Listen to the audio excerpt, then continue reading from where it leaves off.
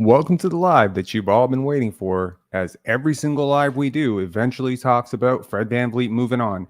So today we're going to explore we're going to explore 6 options and why a few of them make some sense and 2 of them don't.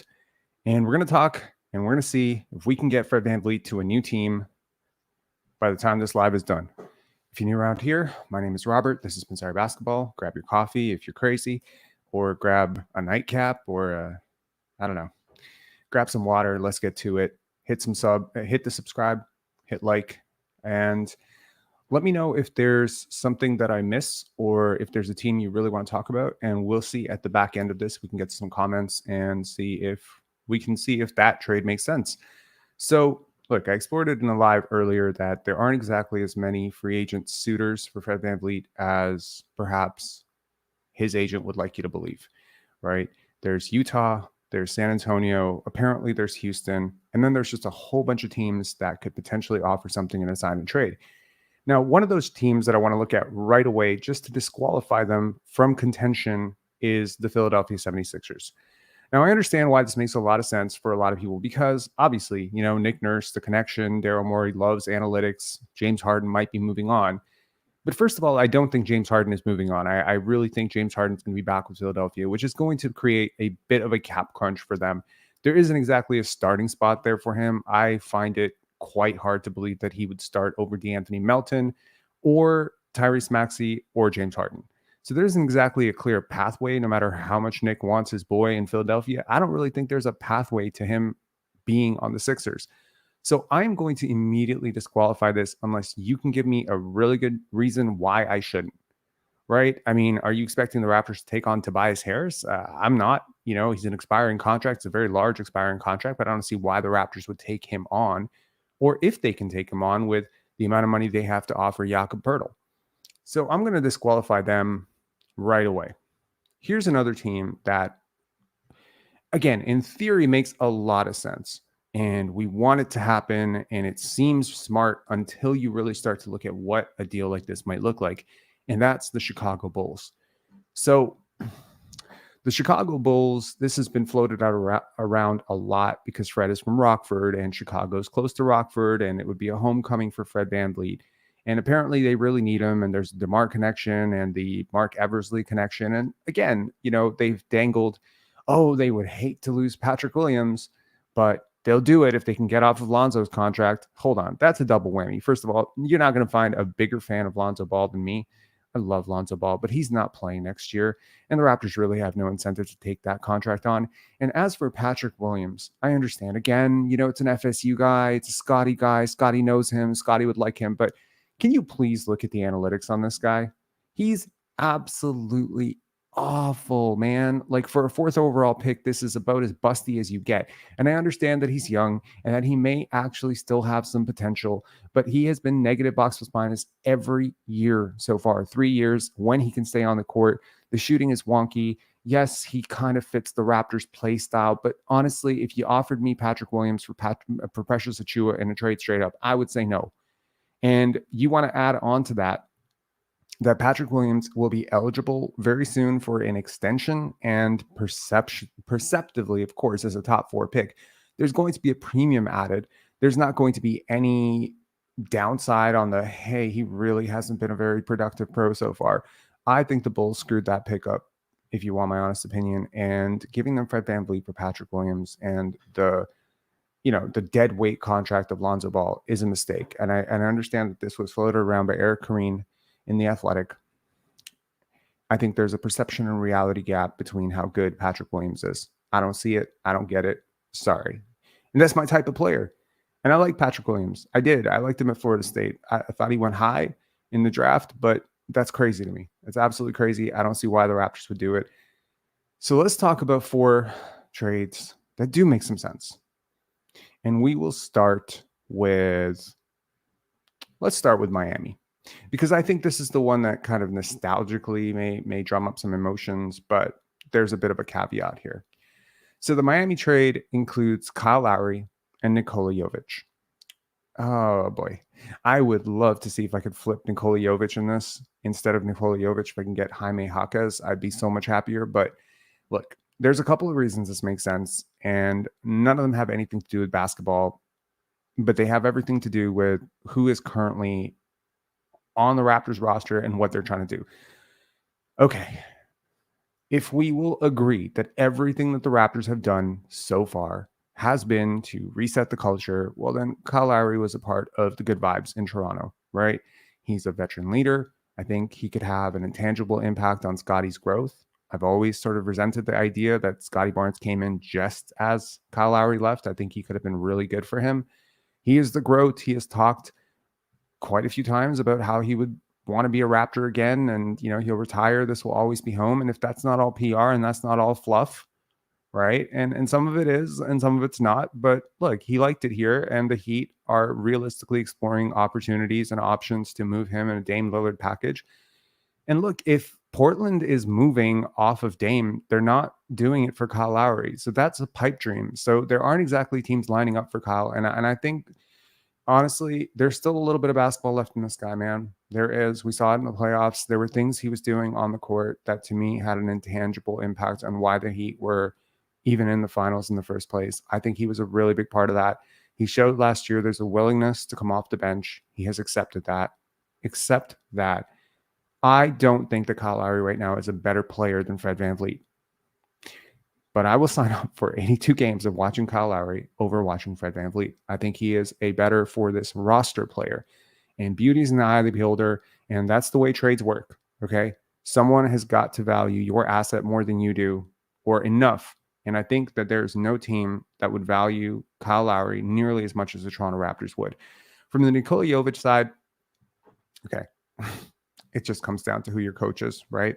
He knows him. He's familiar with him. He might be Nikola Jovic's best bet. Nikola Jovic was not a good player last year, but he was a rookie, and we sometimes excuse the performance of a rookie to learning curve adjustment. He is a guy that a lot of people are very high on. I've spoken to people back home who think, he has a real chance. His three-point attempt rate is insane. If you're talking about a fit long-term, if he pops for you, if he works, this is the type of big that you would want to pair with a Scotty Barnes. Double so. This is also the type of big that you don't have on your roster, a stretch big, unless you consider Precious Achiuwa a stretch big, and he's not. Nikola Jovic has some serious potential as a role player type that you can develop. And if you want to talk about the other 29 teams in the NBA, I don't know how the Heat feel about him. I really don't. But maybe his best shot to actually succeed would be to have a head coach like Darko Rakovic, who knows him, who understands him, who can speak his language.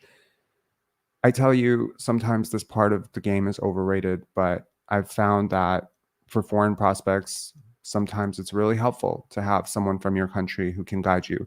I don't know if I'm speaking out of turn here or speaking for Peja. My ex-girlfriend was first cousins with Peja Stojakovic. And I know for a fact that when he was in Sacramento, like early on in Sacramento, when he was not a very highly regarded rookie, or he was never supposed to be like an all-star or great player, I think it really helped him to have someone like Rick Adelman, who had a long history with players from that region, and also Vlade Divac on the court. They were really tight. So this helps. This helps tremendously. And I wonder if that could help Nikola Jovic. So moving on. The reunion tour continues. Terrence Mann and Norman Powell. This one's tough, right? Depending on how you feel about Terrence Mann, I like him. Depending on how you feel about Norman Powell, I also like him. These are really the type of players that could really fit on your roster right now, right? Especially if you think Scotty is actually a one, which I do. So I think that this is a deal that makes sense. The Clippers are moving to a new arena. They are not about to tear this down.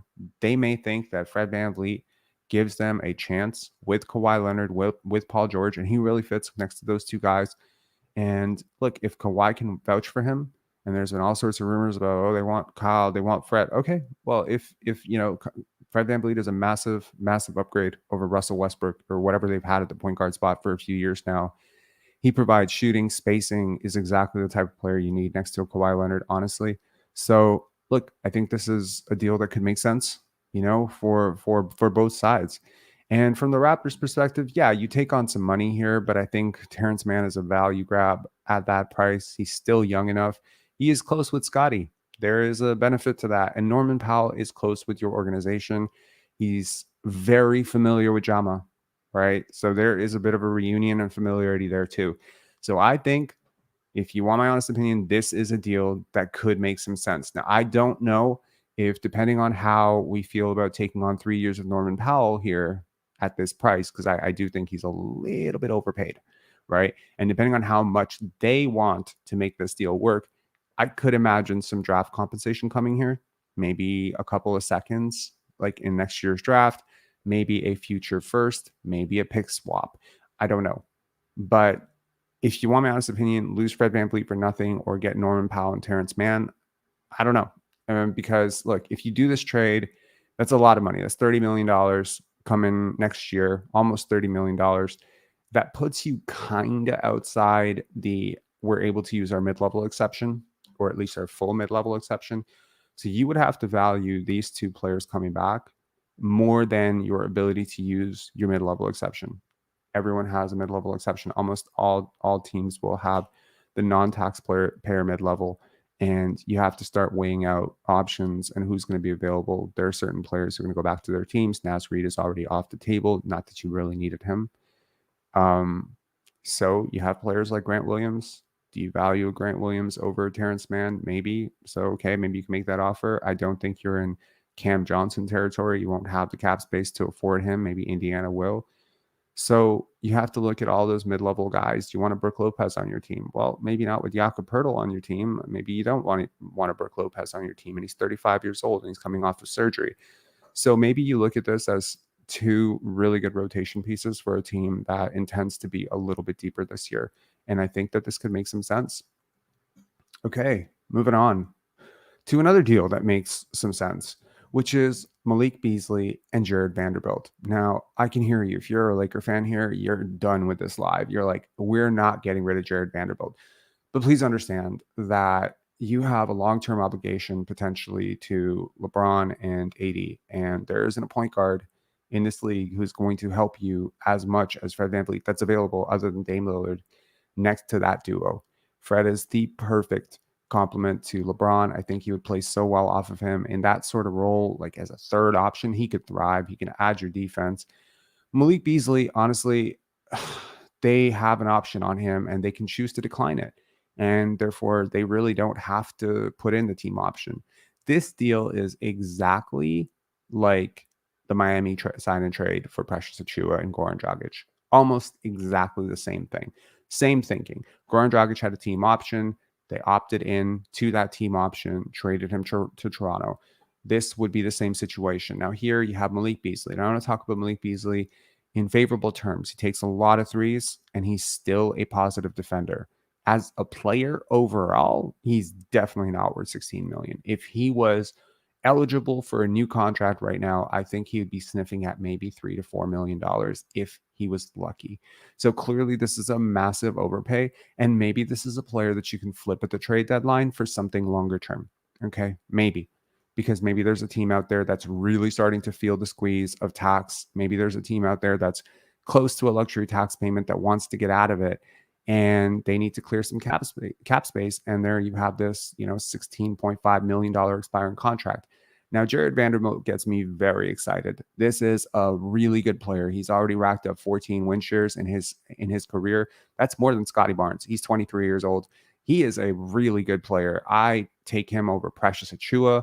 I would take him over Christian Koloko, and I love Christian Koloko. This is a real young piece, and I don't know how you get this deal to work, but if you could get this deal to work, man, you take this and run. You don't know how desperate the Lakers are. You don't know what they're doing with the rest of their roster, who they might, have on the back end. They have some guys. They might, cap themselves out with Austin Reeves, and then maybe they can't even afford Fred VanVleet. I don't know. But this to me means, and Fred will have to take less. Like, to make this deal work, he can't be anything over 25 million, or, it just wouldn't work on the cap. So 25, 26 million would be a starting point here.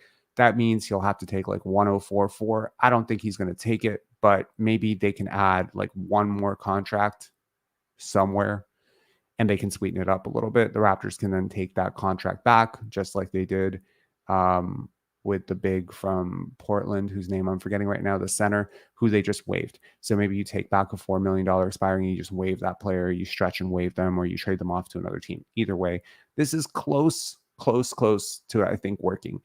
Now, the final one, this is a bit of a stretch too, but I think it could work. And I think it could work precisely because the ownership and the front office could see themselves as a team that has a contention window, and they don't really have control over their draft picks because they gave up all their draft picks. So they don't have any incentive to be really bad next year. Plus the draft is bad. So here are the Brooklyn Nets.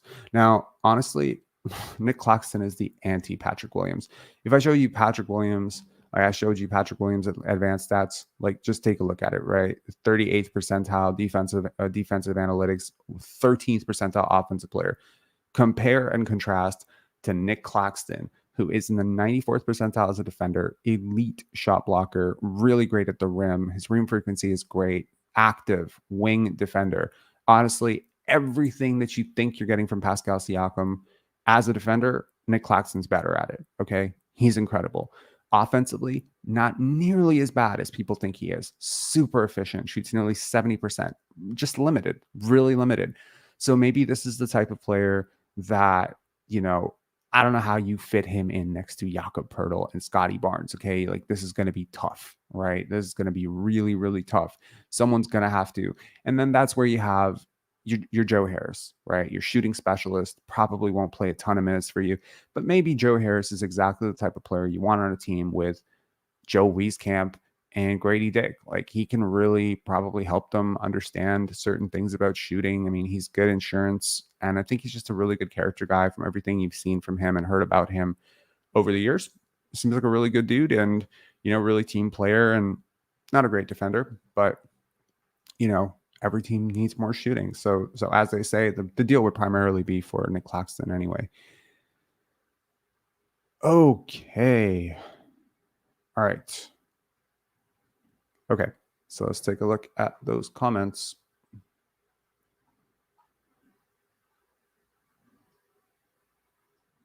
Okay. We'll probably waive that. We will definitely waive Thaddeus Young. Okay.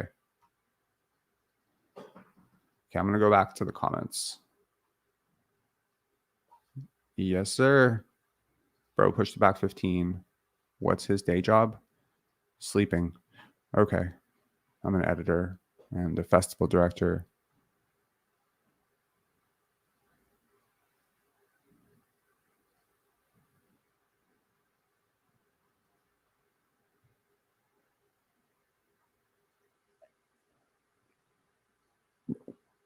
We will not.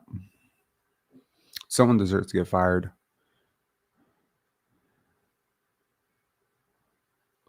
Okay. Does anyone have any trade options or explore any trades that I did not consider? Like maybe something you've heard. I've heard a lot of options that to me just do not make a hell of a lot of sense, or there's just something very wrong with how they're structured.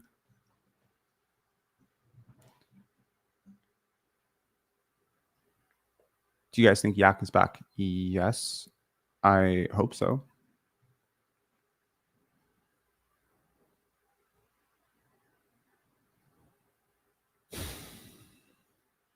I wouldn't say no value, but he has diminished value for sure.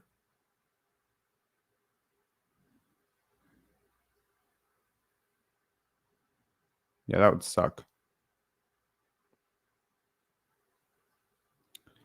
That would really suck. If Lonzo Ball is indeed done, that would really be bad. No Mike or me. Well, that would be horrible. It's you. Wouldn't it be amazing if my volume was off the whole time and I didn't know? Just 19 minutes of just talking without audio. Okay. Fred VanVleet for Norman Powell. Let's do it.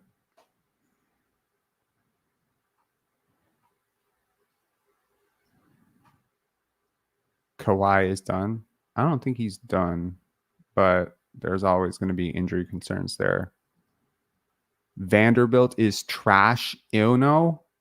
Oh, no, sir. He is not trash. So really good player, man. His defense is incredible. He's finally stretching himself out as a three-point shooter. He's averaging like 30 to 32% from three.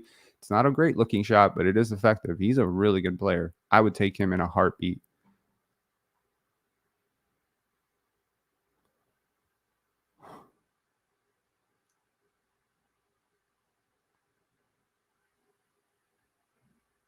Drew Eubanks, not Nurk.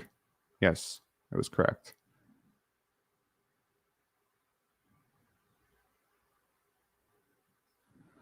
I don't want to go in taxes for a rental. Who are you talking about? None of these deals would take us into the tax.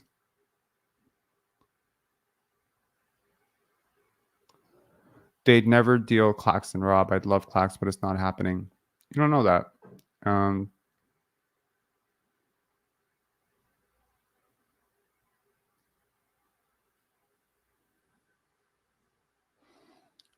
Wait for a sale.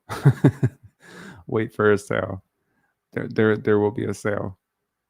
$192 is insane. I'm pretty sure I have seen blank jerseys, like blank replicas for like $70. Not replicas, sorry, like the official ones. Or get TR Mike here to make you one for free. Good quality. Good quality. I'm just kidding. That's a real jam joke.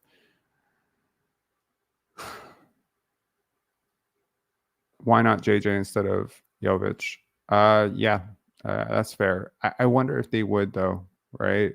I do wonder if they would. They could feel really high on him.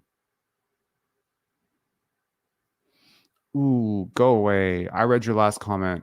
Like there was a comment that you left earlier where I was just like, bro, how does this person even know how to connect their Wi-Fi? Nah.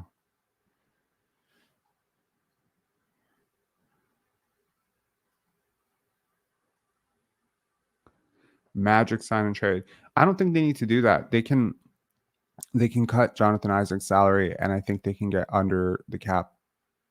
So yeah. I mean, I would love Jalen Suggs back in a deal, like Jalen Suggs and Jonathan Isaac, make that happen. But I don't see why they have to move off of Jalen Suggs. They just waive Isaac and do it, right?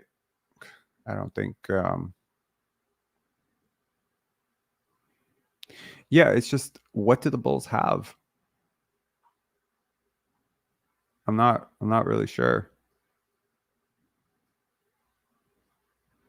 Pascal for Trey.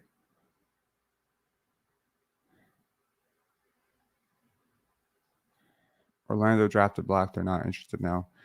Yeah, that's fair. That's fair, and that's why I didn't include them in this because like had they gone for an Amen Thompson, as not Amen Thompson, Azor Thompson or whatever, I don't know.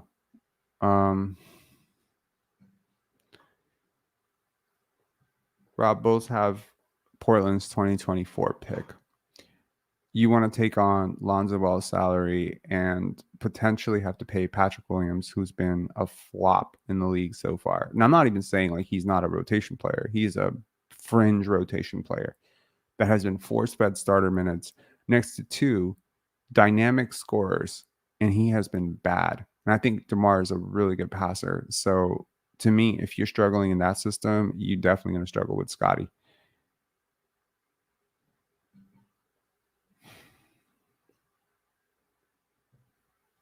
Close.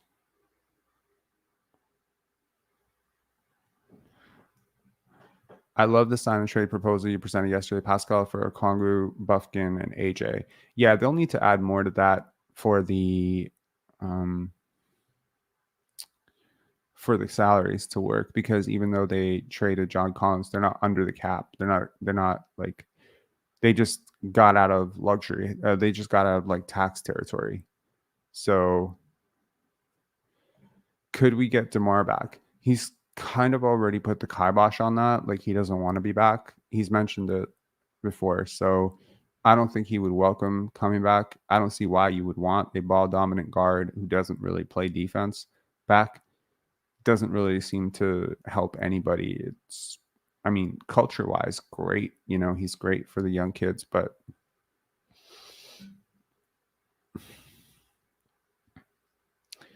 Yeah, I saw that he was at U of T, right? So I've seen this a lot, right? D'Angelo Russell for Fred VanVleet, both teams sign and trade guards that maybe they don't want. But why would the Raptors want D'Angelo Russell? I don't want him. I don't want him anywhere near my team. I just don't. I don't understand, man. Like D'Angelo Russell is like a real eye test, situation where when you watch him play, he seems really good. But when you watch him play for like an entire season, you want to put something like you want to put a black. I was gonna say something bad there that was gonna get me banned. No, I mean he's a really frustrating player to watch.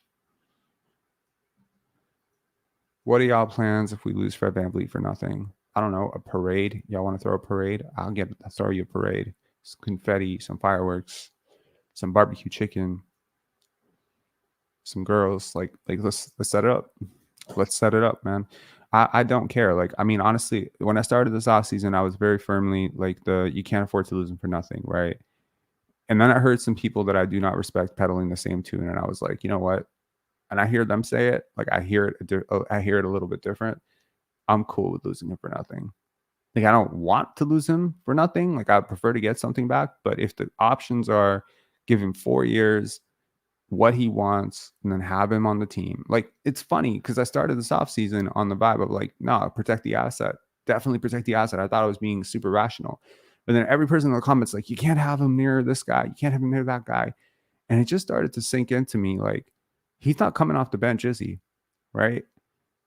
Gary's coming back next year for an expanded role, and he deserves it, in my opinion. Offensively, he deserves it. You can say what you want about his defense falling off last year and all that stuff, but offensively, in my opinion, yeah, like he fits better into what they're trying to do.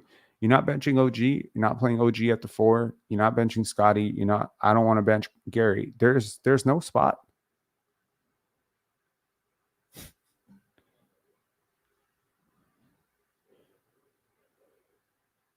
Depends on the price, man. Depends on the price.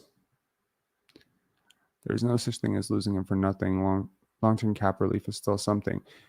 Don't be so sure about that because first of all, not a free agent destination. So it usually does not necessarily serve you to get under the cap. Second, once the contracts start kicking in, now this is me reversing myself and getting back into maybe you want to keep Fred VanVleet.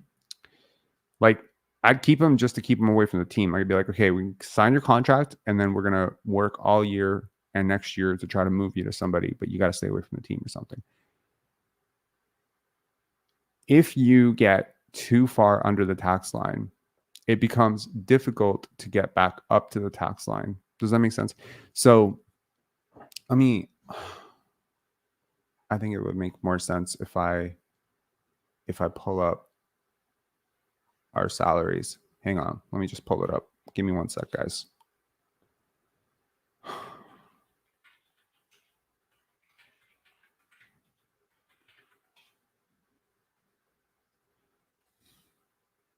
Why is my default Bing? Like my default search engine is Bing. That's just awful.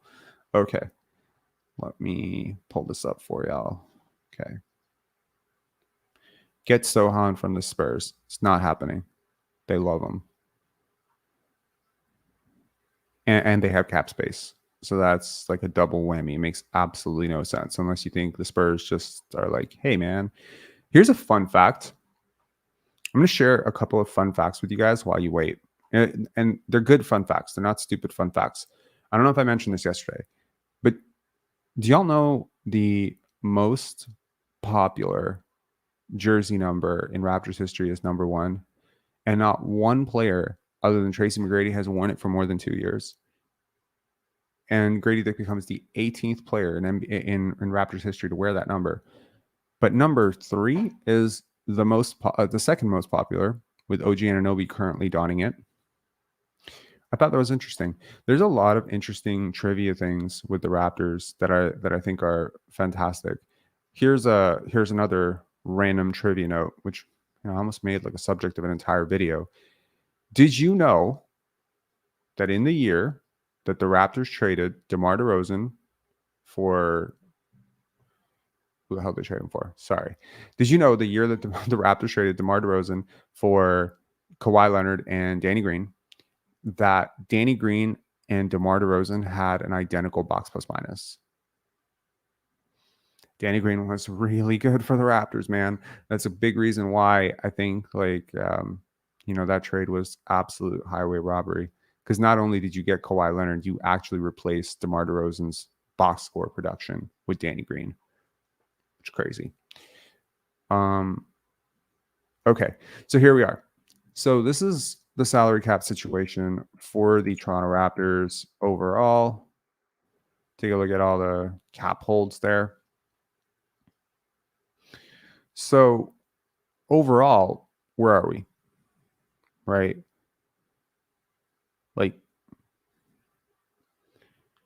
So under the luxury tax, you have 43 million right now.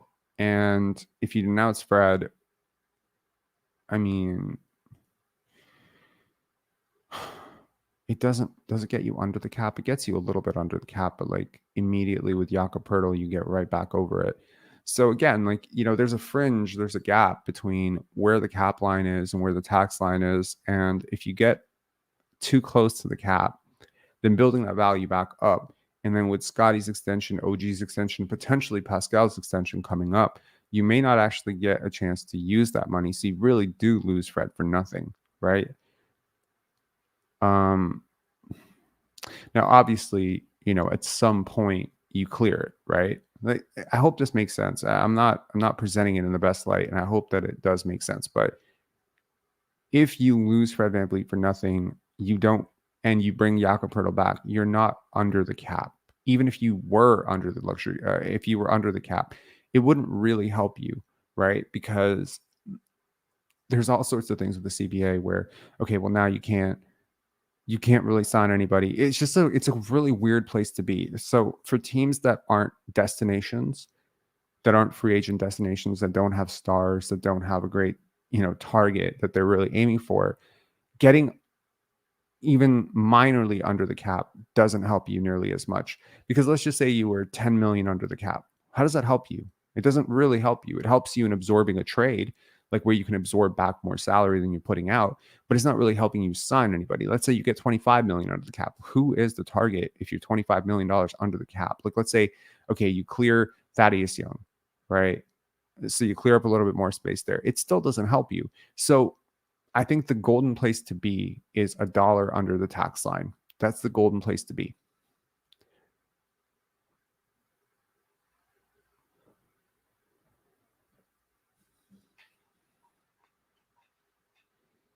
I think you found Mel's burner.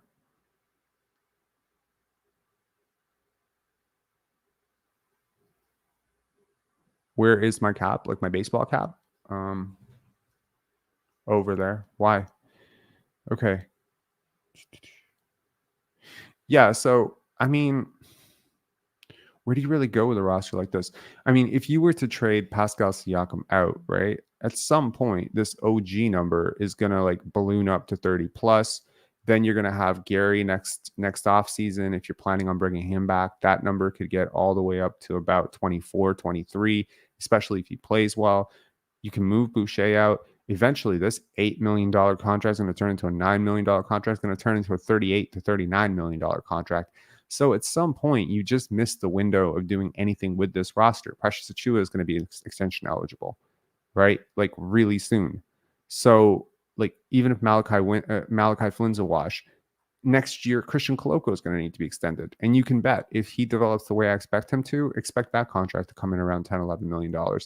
So I don't know. And this does not factor in Grady Dick's contract, which will be starting at about what, 5? I think 5 million, 5 million, something like that. So yeah, there's just, the Raptors are in a weird spot, right? So I just think that, taking back Lonzo's contract, it doesn't hurt. It doesn't hurt. It's a contract, right?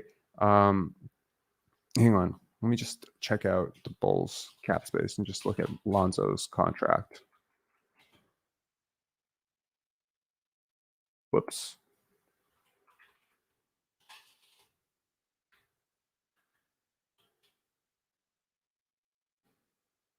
Okay.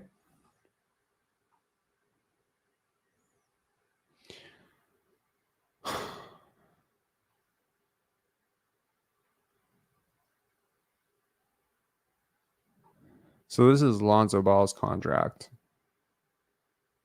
Player option that he will no doubt pick up. So you're signing up for 2 years of that, basically. So signing up for $41 million, all of which is guaranteed. That's crazy. $41 million for a guy who may or may never play for you. And honestly, plays the same position. He's a big point guard. He's a really good player. If he was healthy, this is a no-brainer. If he was healthy, they wouldn't even do this trade. But since he's guaranteed to be missing this entire season and you don't have a draft pick this season, I think the Malik Beasley thing at least gets you a contract on a player that's marginally going to help you. And Jared Vanderbilt is just a way better player than Patrick Williams. So, when I compare those two trade options, like I'd rather have White than Williams if we took Lonzo's contract. Kobe White is another player who's quite frankly not very good. He's just not very good. I'm sorry. He's not. Like, I understand. Again, the eye test. You watch a game, he hits a couple threes. He's kind of fluid looking. He's an ex-lottery pick. He's exactly the type of player that tends to deceive, right? Like, Vanderbilt picked up his option already. Vince, you want to call in? I don't know if you want to have a discussion. Hang on. I'll put the call-in link here. We haven't done a call-in show in a while, so could technically do that. Hang on.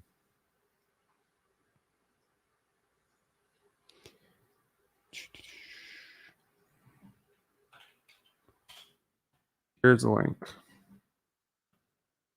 There's the call-in link.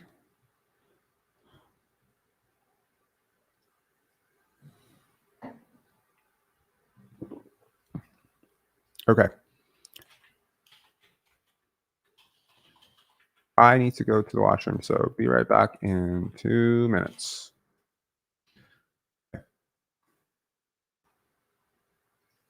I'll be right back in 2 minutes, guys.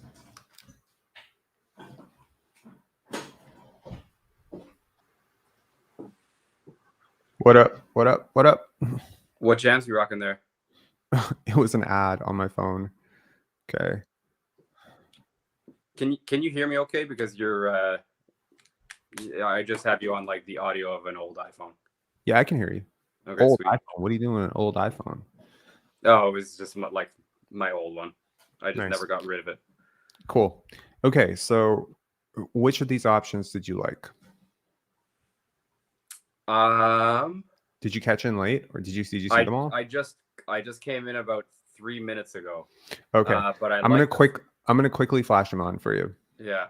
Norman Powell and Terrence Mann, Patrick Williams and Lonzo Ball, which I hated. Nick Claxton and Joe Harris, which is a pipe dream, but I love it. Philly, which is impossible.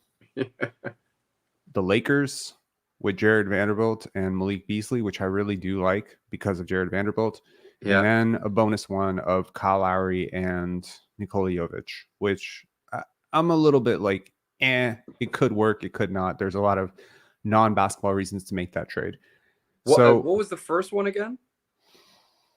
The first one was Terrence Mann and Norman Powell. Oh, I mean, if this is is this, do you think, a viable possibility? Why would the Clippers do that? Yeah, I mean, I don't see why not. They have an abundance of depth, but none of their depth really can play together. They don't have a point guard.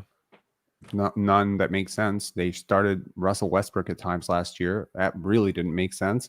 Can't shoot. So providing some spacing for Kawhi and PG, like, they're moving to a new arena. The Clippers situation is so interesting because they've invested so much. They've invested Shea. They've invested half a decade of draft picks, and they got nothing to show for it. They look like absolute idiots. Lawrence Frank, all that time, browsing around the Raptors arena like a friggin' troll that he is. And, they signed two guys who just have not been able to get it done for them. So, this is a last ditch, like, let's throw it all at the wall. We're getting into a new arena. We're totally irrelevant in this city. That's just the truth. They're so irrelevant in that city. And the Lakers made it all the way to the Western Conference Finals last year. So, I mean, I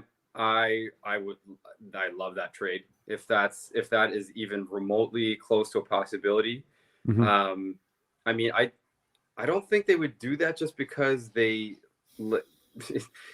like Ballmer almost wears that his salary as a badge of honor. Like, hey, I can throw my muscle around. I can afford whatever you got. And whatever you can throw at us, I can afford. Don't worry about it. Right? Sure. And so I don't even think that like when Terrence Mann's time comes to re-up, that's even going to be like I think there's a couple I think there's a couple owners in the league that just don't give a shit about even the new punitive measures. Like they can just afford whatever. They should. They really should. And they don't now, but they will eventually. There's maybe so many right implications. Now, just like it's money, but they don't know that like, okay, after a while, it's going to be a lot more than just money. Like you can't sign buyout market guys. You can't do a whole bunch of other shit. Yeah, and eventually, if you continue to be a second apron team, do you know that you start basically losing draft picks? It's not really losing draft picks. Your draft pick gets moved to the end of the first round. Oh, wow. Didn't even know that. And also at some point, I believe there's a measure where you can't even break up a salary. So not only are you not able to take back more salary than you're giving out in a trade, you wouldn't even be able to take multiple contracts back. So you can't split contracts. So that, you know, to me is like, okay, there's one trade here that I did not explore, largely because I don't think that I want it to happen, and I don't even want to put it into the universe. But Fred VanVleet for DeAndre Ayton. Oh God. I don't like DeAndre Ayton at all. I think he's massively overpaid. And I don't know but would they do it? Like, they have I don't think they would ever do that because it would mean they would have to take the L on Pirtle. The Raptors? Yeah. I mean, they're not going to do Pirtle and Ayton on the same team. Well, there's a sort of sunk cost fallacy with the Jakob Pirtle thing, right? I mean, there is some point where you just get to the point where you realize everything that we talk about with the Raptors' next move, almost always half the moves that could be made end up being disqualified because, well, Jakob is your starting center. Yeah, I know. Right? Oh, we can't have Nick Claxton because Jakob's your starting center. You can't trade for the center because Jakob's your starting center. You can't bring in Brook Lopez at the end of his contract because Jakob's your center. So I don't think, like, when I gave this trade a D, am I going to go back in time and be like, I wish I'd given it an F? Because I also did not factor in just how many centers would suddenly be available, right? Oh man, look at what Boston just did. They just traded Marcus Smart for Porzingis and 2 first-round picks. The Raptors could have gotten in on that and gotten a better deal. They were trying to get Porzingis about a year or so ago. Okay. If they were just patient and done the smart thing, which was to tank after they saw that the year was going poorly, and not made that move, I honestly think that they were feeling pressure from the team and the fan base to do something, right? And it ended up biting them in the ass. I don't think so. I think they just saw the writing on the wall with Marcus Smart kind of tailing off, and they were just like, you know what, we should probably do something here, right? I don't know. That trade was so insanely good for Boston. Not only they get rid of Marcus Smart, now you give more run to Brogdon and Derek White, who for my money are better. Like, yes, okay, Brogdon is not the he's not the poster boy for health, but he's an effective player. He's a better 3-point shooter. I feel like he's better than Marcus Smart. And not to get off too much of a Boston tangent here, but like, holy shit, was that ever a smart move? Okay. Well, here's a question for you. Is there anything on this roster that makes sense to you? I mean, this hasn't been updated, so please ignore the Marcus Smart here. Right. But Malcolm Brogdon, right, has 2 years left on his deal, and they obviously want to move him. They don't trust him to be healthy.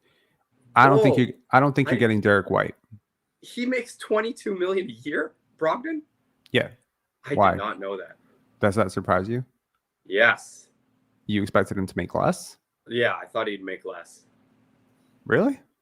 Yeah, not because of his skill level, just because of his Health. just durability. Right. Okay. So, I mean, I figured he'd have been in that Derek White range. right. I mean, that's not too far off. Yeah. So, I don't think that I would do this, but I wonder if they would. Would you do Robert Williams and and Malcolm Brogdon for Fred VanVleet? Yes. Yes. Of course. Because of Rob Williams? I mean, they're both better. Like, I mean, I want to say they're both better players. They kind of are. Both are huge health risks, right? They need a point guard. Sure. They do, unless you really believe in Peyton Pritchard, and they might, because Peyton Pritchard is much better than people realize. But that could be interesting. Brogdon wants over 40 million. That's not even true. What? Who's saying that? I don't know. DDT way. Grish. That's not true. I mean, I don't think they very do it, unaware but of Malcolm himself. Brogdon, maybe Malcolm Brogdon and a couple firsts. Malcolm Brogdon and a first. Do they have picks? I don't know. Here. Sheesh. If he wants 40 million, I'm like, how many games a year does that guy play? Malcolm Brogdon? I don't know. I think you could pretty much bank on him to play about 40. Suppose so. Like I remember the question that you had earlier is like, what is the like why would teams want to give something up to for Fred VanVleet? I guess just because like everybody because needs they have a clear. contention window. They have a contention window, and Right. he checks a lot of boxes. And he's shown in the past that if you put a really, really strong first, second option around him, that he's able to defer. Obviously, I think what he has shown also, because a lot of times when he's being considered for these destinations like San Antonio and Utah, these are really young teams. And I think he's also, while on the one hand, he has shown an ability to, for instance, play off of another point guard like Kyle Lowry. Right. And I think he's played pretty well off of Kawhi Leonard and guys like that. I think he's also shown you that maybe this isn't the right person for a really young team. Right. Right. Like maybe this is the guy who can make your entire locker room go sideways in a couple weeks. So he said, no, my bad. I was thinking about Chris Middleton. Yes, you were. And no, I don't think he does want over 40 million because he literally declined his player option for 40 million. I think what he wants is security of years. I think he wants a 3 to 4 year contract. Yeah. And I don't think he's going to get it. I don't think he deserves it. But you know what's crazy is that a guy like Middleton might make around the same, if not even a little less than Fred. They're saying if Fred goes you think Fred is worse or Middleton is worse? No, I think Fred is worse. I think Middleton is a much better all-around player. I don't know what his health situation is, but it's a guy who shoots threes reliably. Good, nice little pull-up game. Nice midi. Just solid defender. When he did like pre-injury, he was a solid defender. How do I make it so that Bing is not my default browser? Like this is so annoying. Like I can't even tell you how absolutely annoying this is. You're the one. Jesus Christ. What's that little Pinsari thing in the top right corner there? That's cool. Oh, that's that's your logo. Logged into Google. Yeah. So, I mean, look, Chris Middleton has fallen off a lot, and I think you might be surprised to find out just where he's at. But come on, man. Oh yeah, no. Last year was not at all a representation of who he is as a player. I'm saying, yeah, like if he can get back to form from 2 years ago, then he's a good player. I mean, he's pretty close. I mean, he and Fred VanVleet are pretty close. His shot quality, load, creation. This is exactly what Fred VanVleet does so well. Everything that is in Chris Middleton's bio right here is exactly. I guarantee if I showed you his and Fred VanVleet's side by side, like it would be almost identical. Like it's close. Are we looking at his stats from last year, or is this his career? That was last year. So 55% true shooting. Yeah. What's Fred's? Less. Fred's is higher? Right around the same. Around Hang that. on. Why? Have you noticed there are so many more ads like everywhere? I don't know what's going on. So on the one hand, as a YouTube content creator, I'm very excited by the increased ads. So Fred VanVleet is God when it comes to analytics, right? He's better than Middleton across the board. But you can see the strength areas are exactly the same. Passer rating, Right. portability, creation, load, shot quality is the exact same player profile. Just with Middleton, you get a much bigger player. Sure. Okay. So I think you have presented two very interesting options. One is potentially Boston plus picks for Malcolm Brogdon. You roll the dice on a guy who can at least play off the ball a little bit, has a little bit more size. Malcolm Brogdon's about 6'3.5", 6'4". Not quite a defender anymore, right? Brogdon, I think, if we were to look at Brogdon's, analytics, I think they'll probably show that. I hope I'm spelling that right. I mean, Milwaukee how did Fred do in the series against Milwaukee when they won the chip? It was a mixed bag. He really turned it on in the second half. Yeah. He actually did make some pretty back-breaking threes in that series. Yeah, so I mean, Brogdon more efficient. Shot quality is like next level God mode, like one of the greatest shot qualities in the league. Creation, load, everything is just top end. Honestly, passer rating would be a lot higher if he just wasn't playing with Jason Tatum, but maybe shot quality and true shooting percentage would be a lot lower if he wasn't playing with Jason Tatum. The defense has always been an issue, but that's not terrible.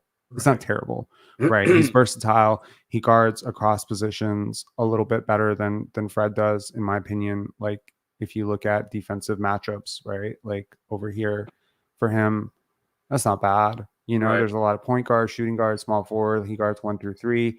He's a spot up, pick and roll ball handler. Like this is like decent. I think overall this is like a really good player profile.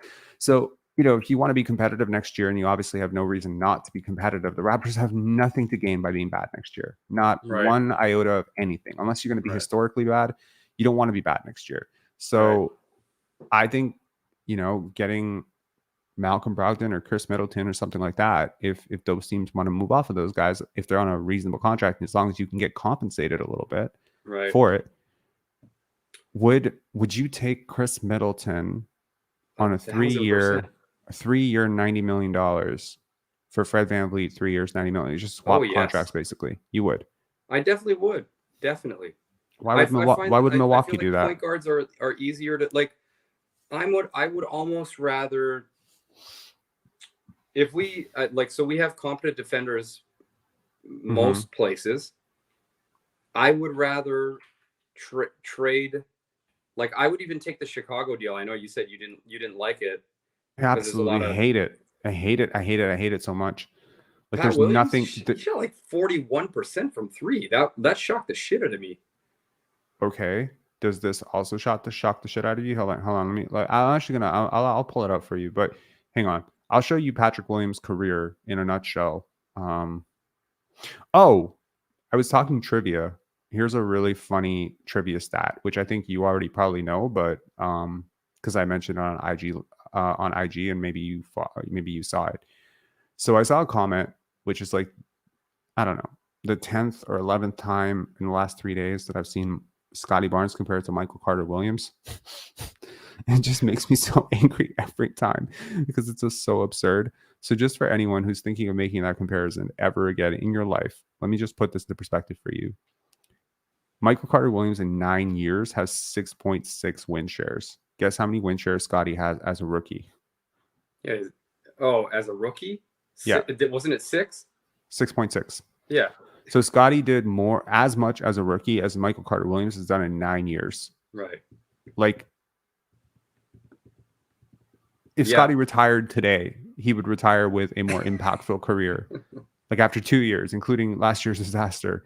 So, dude, just when you see those comments, just brush them off. It's fucking casuals, bro. They don't know what the Did fuck you they're see talking. me snap at Mel this morning? I No. like lost my mind. It was a rant of epic proportions.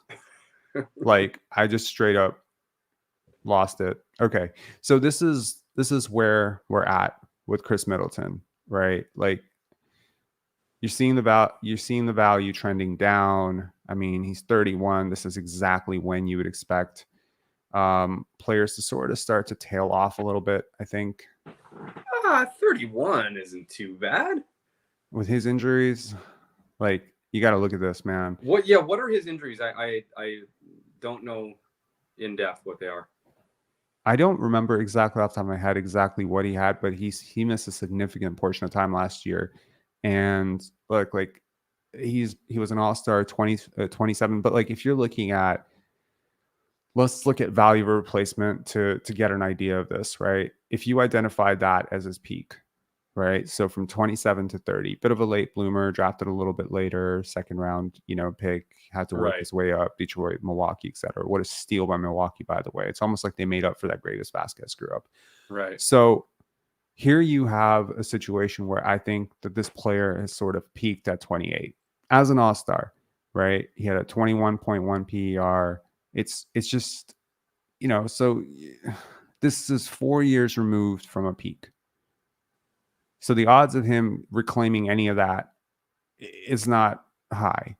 Athletically speaking, he was never really the burstiest athlete to begin with. The defensive numbers have been staggeringly bad the last 3 years. He's been negative defensive box plus minus 3 straight years. It's been negative 0.3 after at least trending positive for those couple of years. He's never been the greatest defender. He's a competent defender. I don't think he's bad. But it's really like, at this point, the shooting percentages, the 3-point attempt rate, like the 3-point attempt rate has been great, but naturally, like look at where like the true shooting percentage going from 61.9 to 55.1. That's been a steady decline of 4 years in a row, right? If you just isolate that true shooting percentage, right? Like his best years are considerably behind him, right?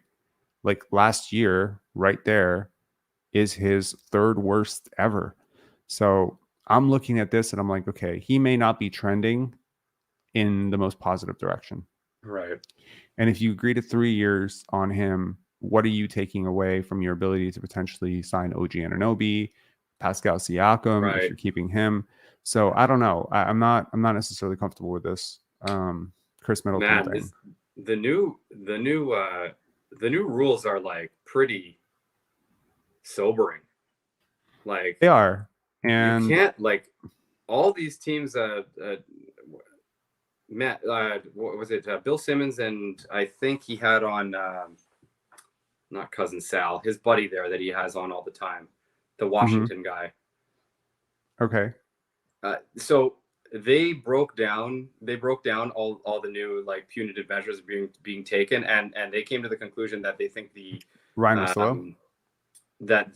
middle class is going to be squeezed, and it's looking like it's getting there. I think what's really going to be squeezed are fake stars. Teams that like Bradley Beal, guys like that. I don't think those guys get those big contracts anymore. Right. And I think teams that are on the verge of potentially getting them are like going to really struggle. So here you have Patrick Williams' career in a nutshell. Are you seeing some sort of exceedingly positive trend line here? What am I looking at here? The advanced. Okay. Right here. Right. In terms of usage.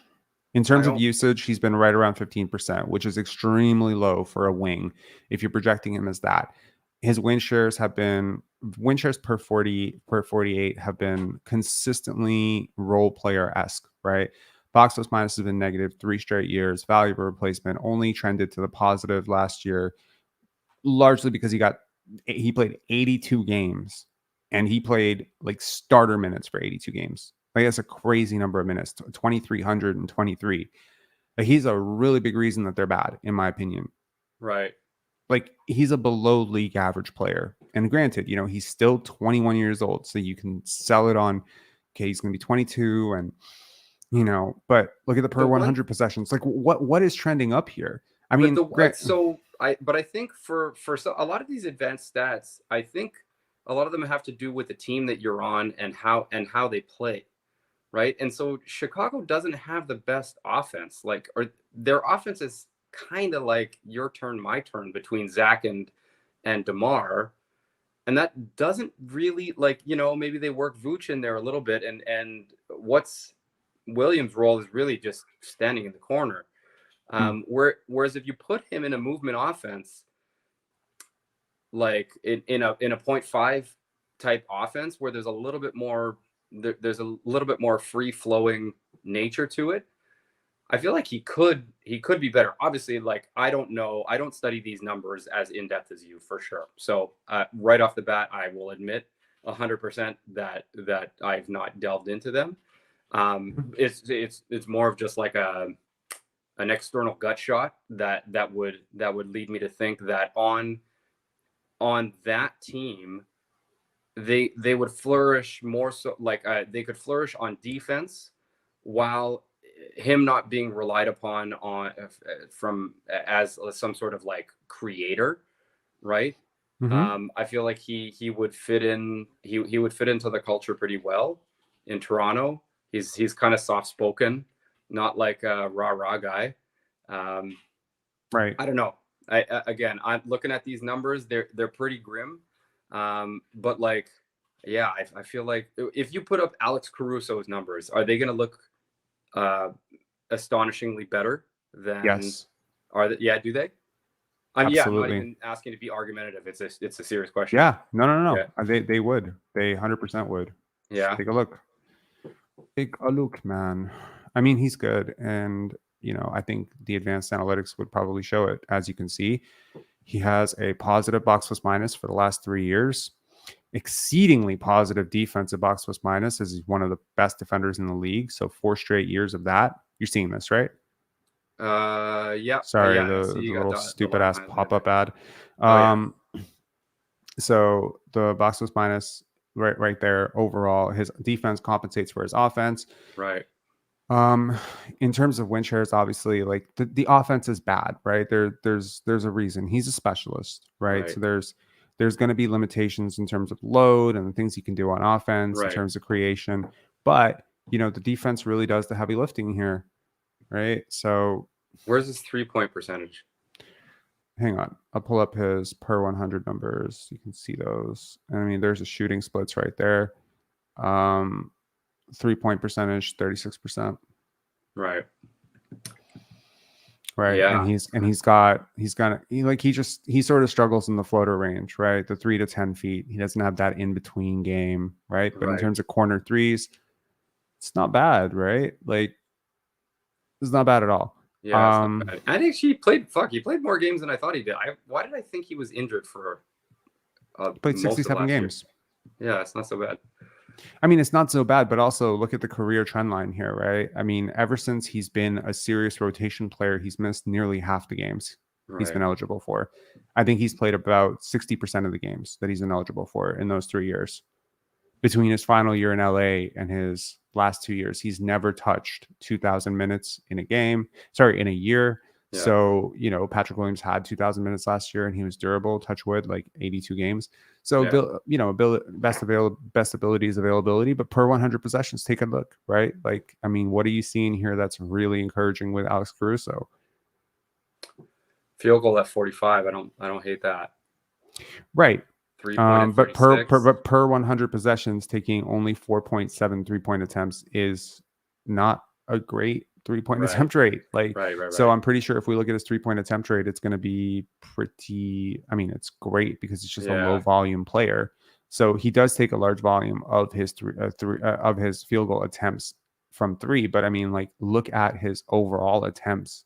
He takes 8 shots. Right. In 100 possessions. That's a really low usage player. Maybe that's something. Maybe that's one of the reasons why Chicago's offense is kind of. He's an 11. He's an 11% usage player, dude. Right. That's like Jeff Doughton. That's Jeff Doughton territory. Because all their like ancillary pieces, like Caruso and Patrick Williams, none of them are like movement shooters. They're all like static catch and shoot guys. Am I wrong about that? Is Patrick Williams like? They have Kobe White. Yeah, I guess that guy steps into some threes. I mean, in terms of per 100 possessions here, take a look at this. Like, so this is a little bit of a deep dive into their per 100 possessions. Their top 3-point attempts guy was Malcolm Hill, who barely played, right? Then beyond that is Kobe White, Marko Simovic, who also barely played. We're talking like 12 games combined between Simovic and Hill, so that just doesn't count. Right. Then it's Zach LaVine, Goran Dragic. Jesus, they yeah, got a lot of fucking guards on that team, dude. They do. Pat Bev. They have Pat Bev too. Jesus, they have so many guards. Yes, but they brought him in late.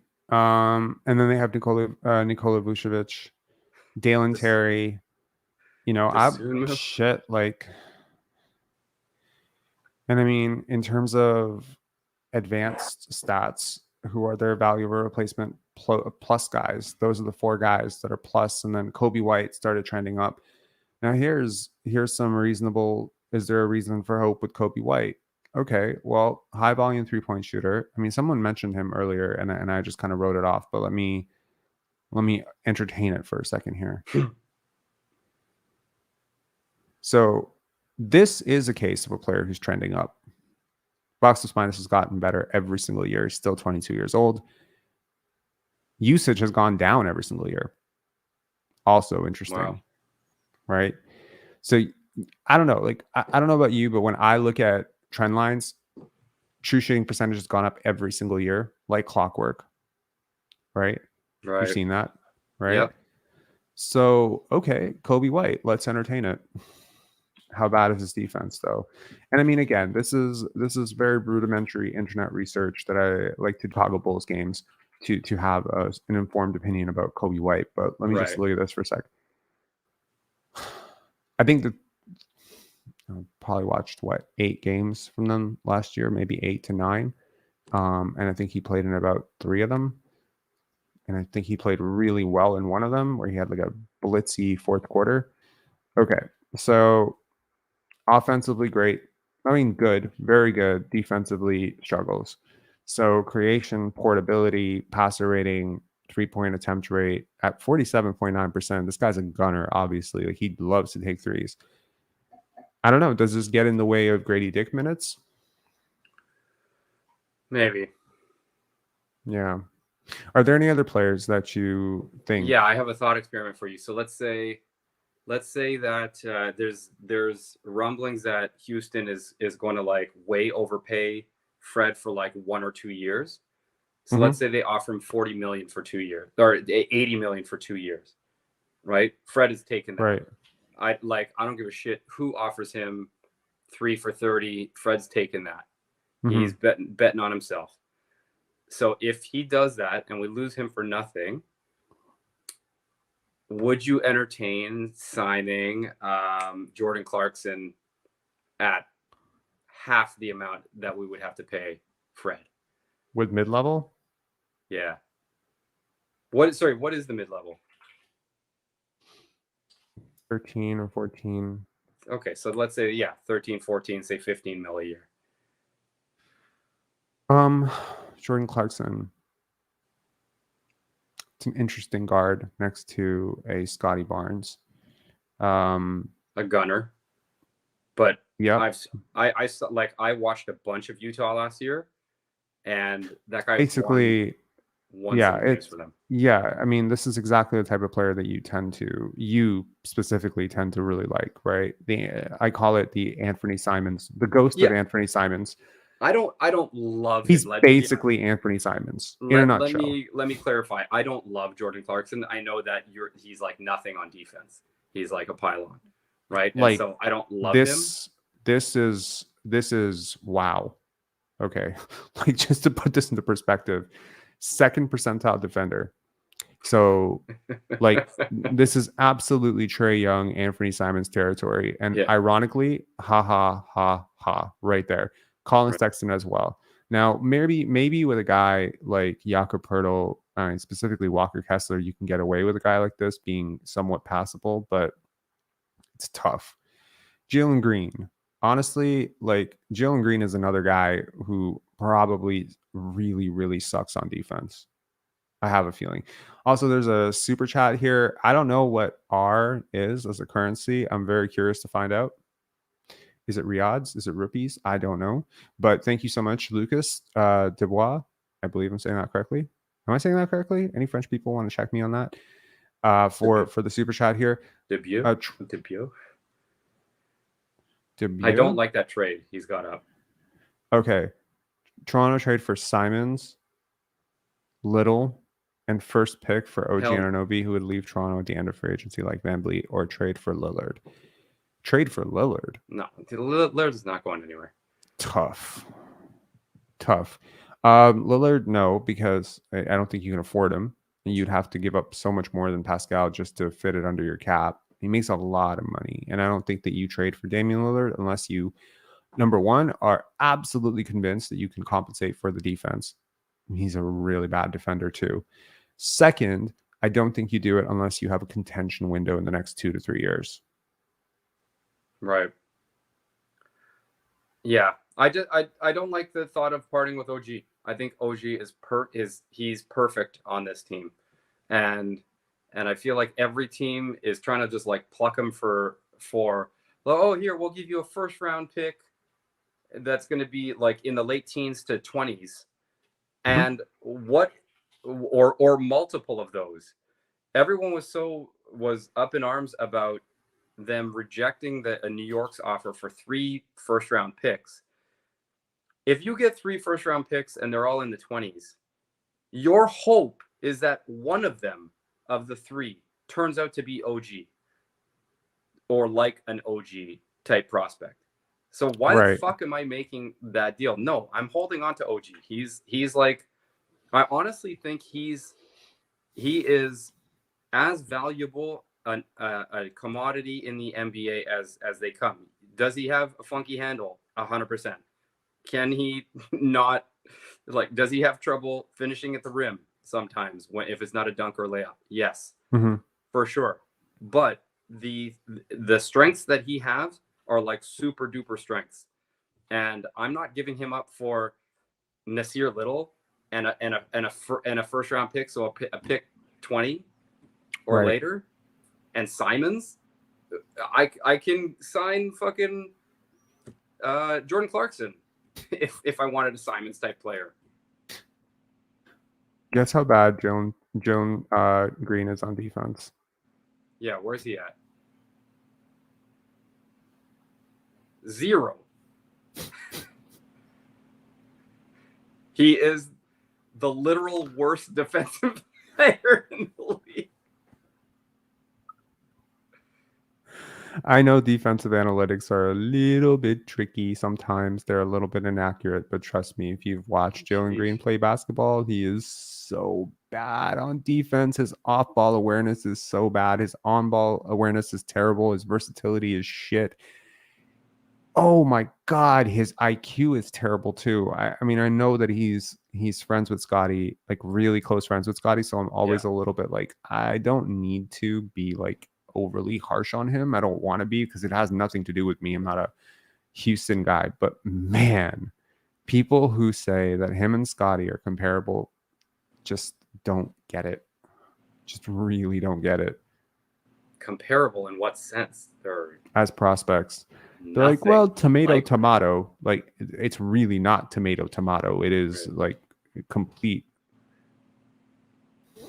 No, it's like it's tomato and dragon fruit. It's not. It's bad. Yeah. No, I completely agree. Who has a higher IQ? Precious or Jalen Green? Jalen Green. By far. Basketball IQ? Yes. Jalen Green. And I mean, look, here's Josh Giddey. Like, to anyone who thinks he's better than Scotty Barnes, like, he's so much better than Scotty Barnes because you looked at some fucking numbers and, you know, he had a much larger role in the offense. He was basically their second option all year. And you think that he's so good, you know, and he's not. He's a really good player. Like, trust me, like for a young kid, like, this is really good. But like, the true shooting percentage is bad. The shot is bad. The athleticism is bad. The defensive versatility is bad. I mean, technically it doesn't look bad here, but I assure you it's not. They're saying versatility is okay because he guards 3 positions, but he doesn't guard any of them well at all. Right. He's I mean, load creation and passer ability. That's roll. That's basically that load That's creation roll. and passer rating could be 90th percentile for Scotty as well, Right. had Fred given him the fucking ball. Yeah. But I assure you that all the other stuff that Scotty brings to the table would put him in a much different tier, right? I think why I like an offensive-minded guard like a Clarkson next to Scotty instead is because so I wouldn't want to see Scotty fully move into the like 100% point guard role, right? I think he's got more in his game, and that you can get more out of him if he's working as a wing or he's working as like a 4 sometimes. So I would like for them to like not necessarily give like just put the ball in his hands and say, okay, you go out and you do your thing now, right? But so yeah, having like an offensive minded scoring type guard like that, like just so long as it's not just going to be an ISO guy. Clarkson definitely does the ISO thing for sure, Right. But it's also handy having guys like that at the end of shot clock sometimes. And no, I agree, but we have Gary Trent Jr., right? He's a great end of shot clock. You know, what can you do? Did you see Jalen Williams? You saw Jalen Williams, right? Yes. Here's Scotty Barnes. Does that not look a hell of a lot more promising to you? Like, I mean, that's a very complete player. To me, this is the analytical profile, even in a down year, of a guy who has a pathway to MVP. Like, he needs to get better for sure. The true shooting sucks. Ironically, the defensive rebounding sucks. Right?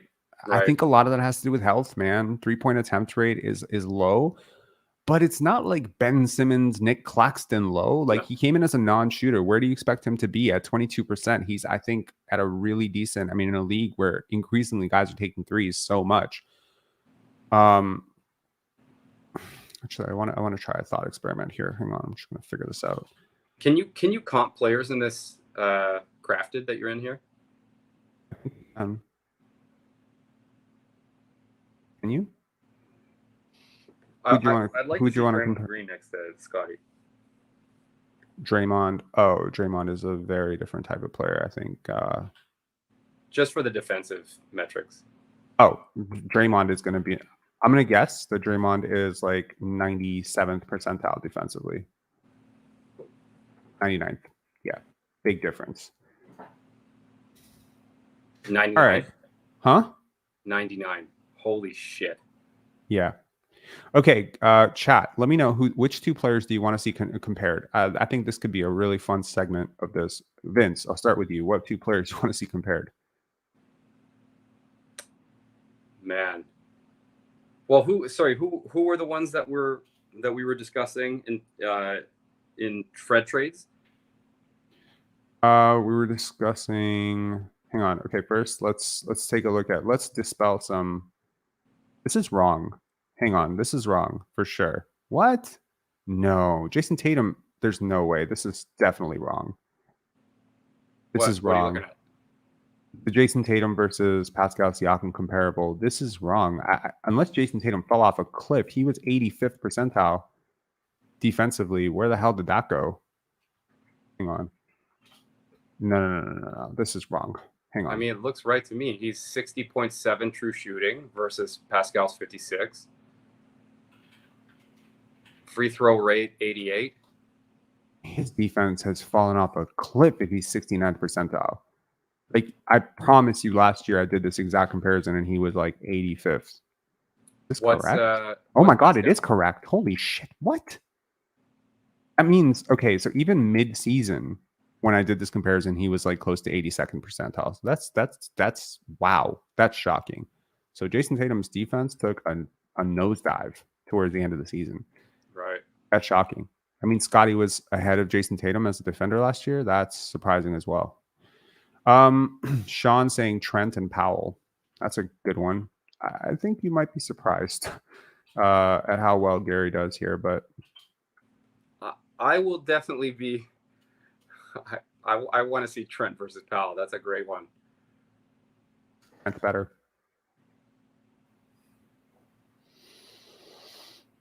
Whoa. Yeah. So deflections. Right. What's RADT turnovers? Where? Second defensive metric. Regularized RADTOV. adjusted defensive turnovers. Again, defensive analytics have a really long way to go, right? So versatility, that has a lot to do with roll. Right. Rim defense and rim frequency has a lot to do with roll.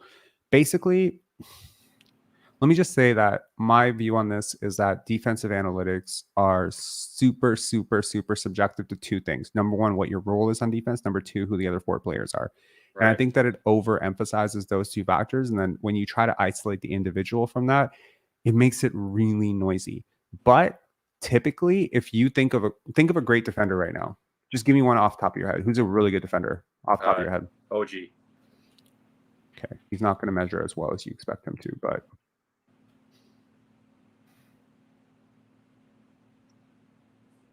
he's good, right? Like, it's going to be really impossible next to, okay, so. I mean, OG's defensive numbers look amazing. Yeah, he's good. There's Pascal versus Scotty. Passer rating is comparable. Portability is, more on Pascal's side, and that's largely due to I think it's largely due to just his role on offense. But I disagree with that. I think Scotty's way more portable. So here I disagree with the analytics. The creation and load has a lot to do with the function of their role on offense. So a lot of these things are going to come down to role on offense.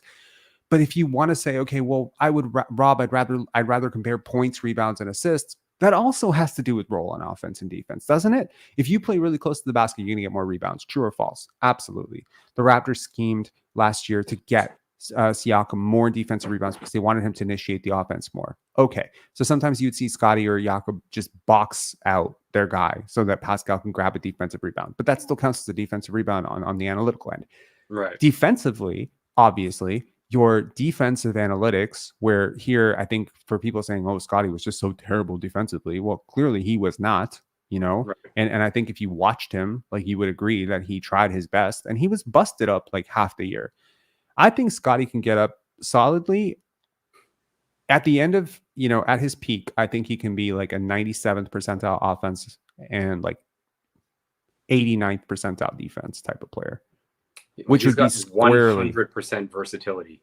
That is he was actually. So here's a fun fact for you: Scotty Barnes is the most versatile player in the NBA defensively, just guarding 1 through 5. Yeah. Look at it. That's crazy. It's like equal. Can you put up Pat Williams versus Scotty? Oh, this is going to be depressing for Pat Williams. I'm just looking at defense here. Like, I know offensively it's, well, actually for Patrick Williams, if we're thinking of trading Fred for him, I wouldn't mind seeing that offensive numbers too. Are you ready for your face to be shocked? Yeah. Keep in mind, like, there's a little bit of a lag because your thing is on my phone, like my feed to you is on. Oof. Ouch. Holy shit. Yes. Holy shit, indeed. So when someone says, this guy averaged 15 points, this guy averaged 11 points, what's the gap? This is the fucking gap, right? This is the gap right here.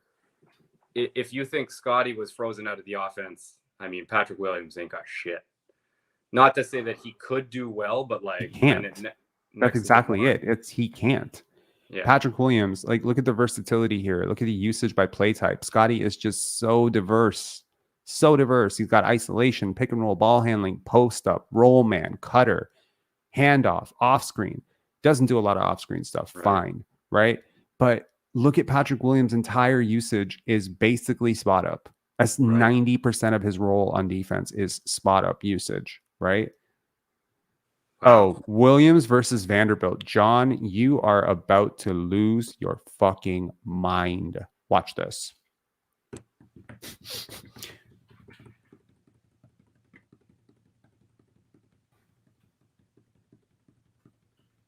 Okay, maybe you're not about to lose your fucking mind, but okay, he's just way better. Okay, like not a great year for Jared Vanderbilt. His best year was, I think, his last year in Minnesota was incredible. So a bit of a down year for him. Fine, I will grant you that.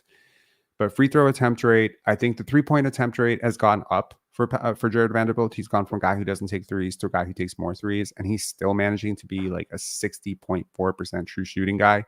That's great.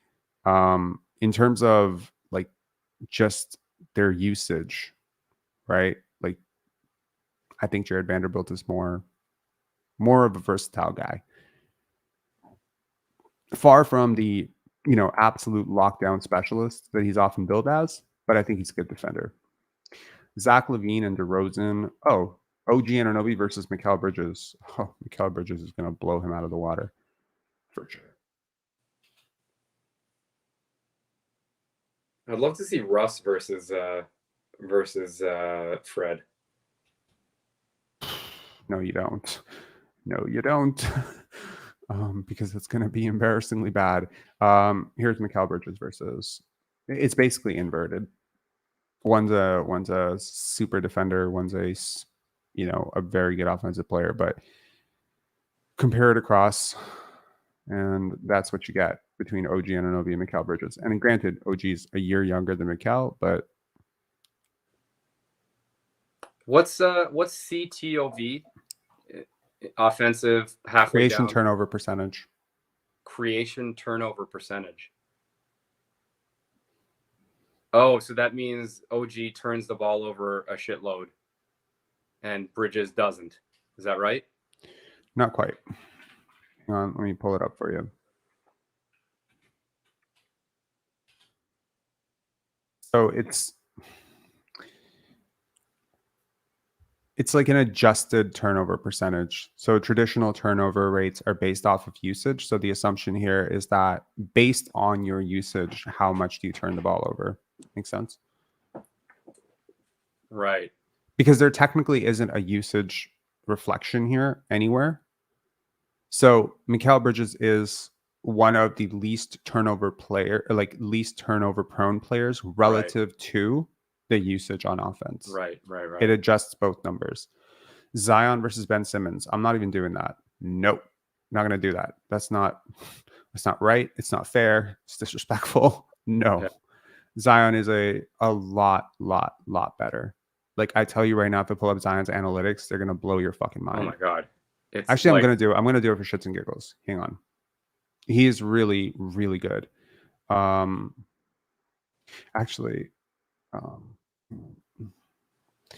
Simmons. Wow. Well, don't do Ben Simmons. Do somebody good. Like put Zion versus. There you go. Oh, so.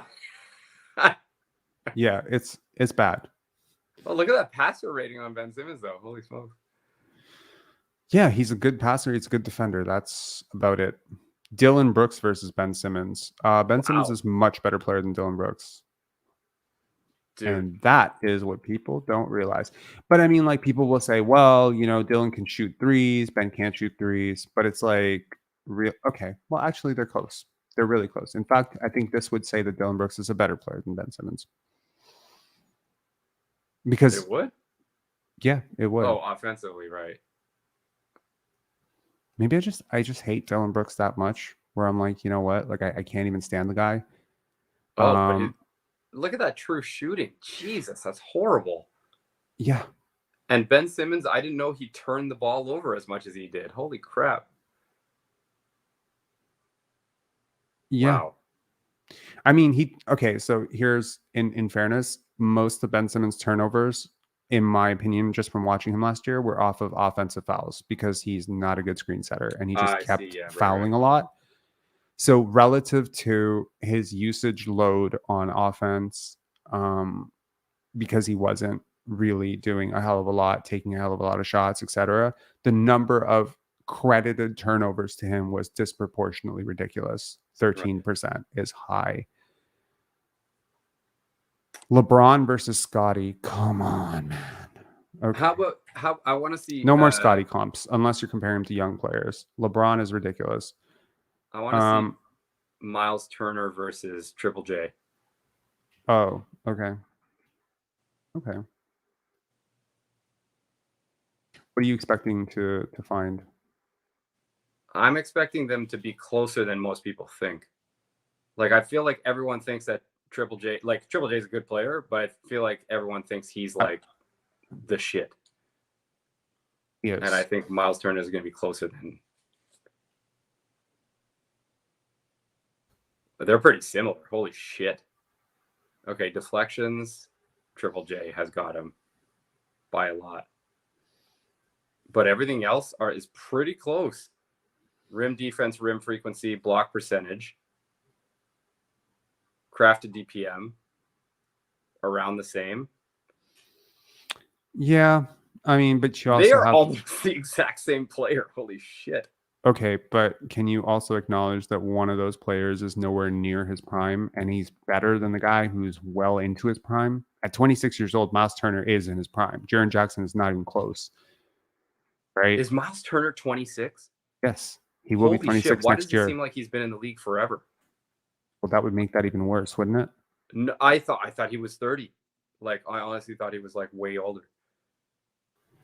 Yeah. In terms of who do you defend, I mean, okay, that makes sense here.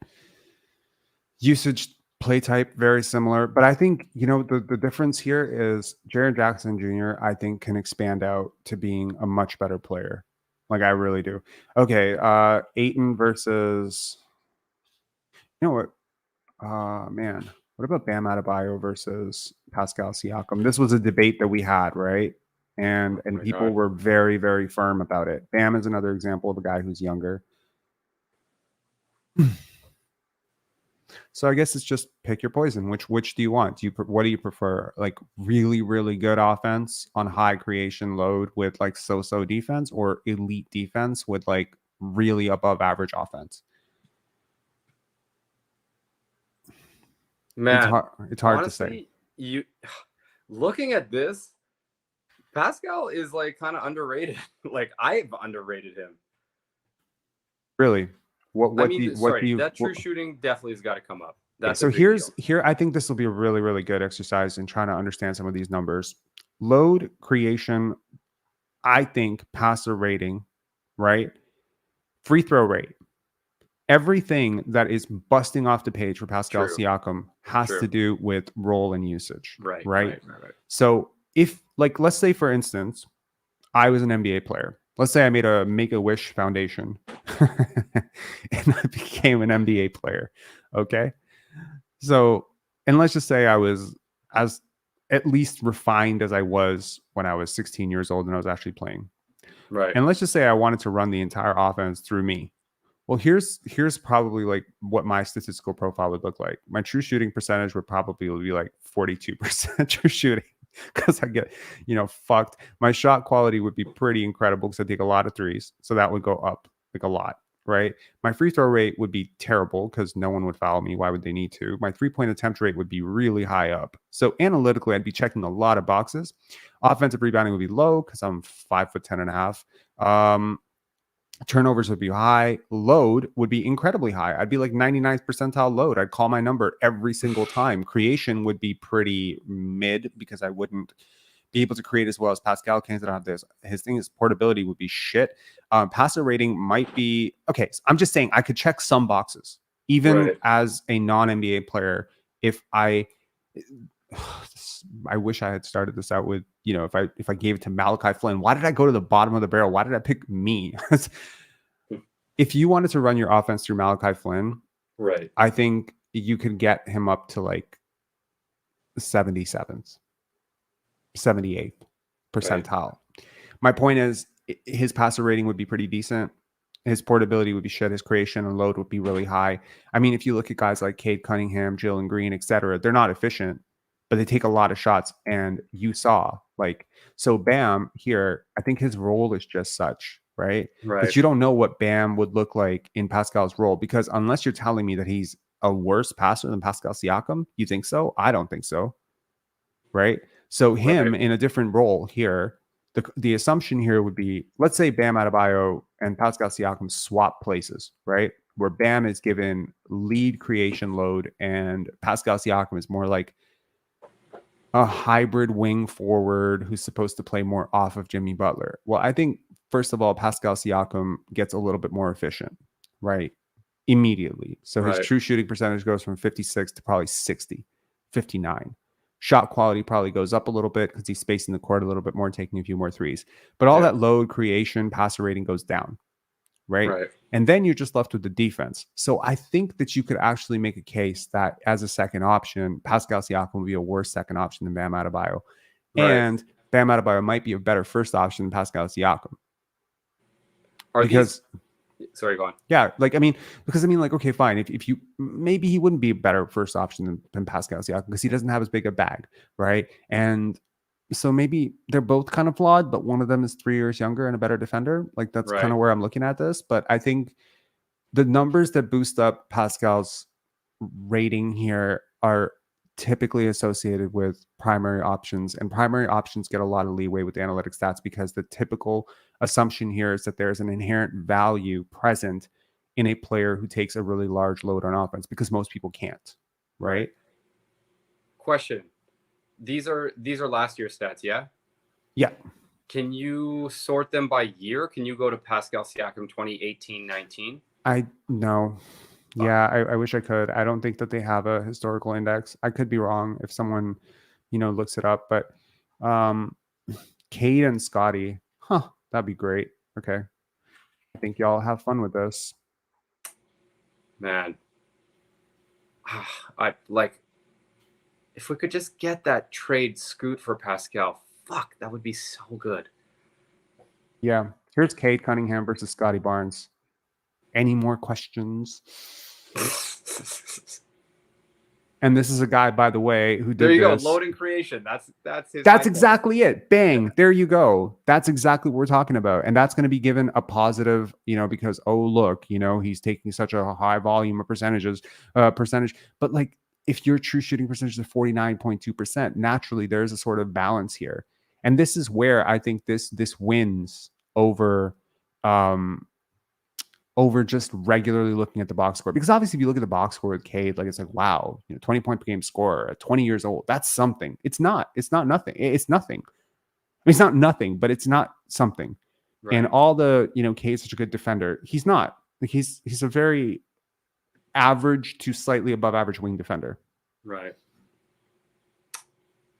Scotty's underrated. This is crazy. Yes, he is. Fuck. Yes, he is. He definitely is.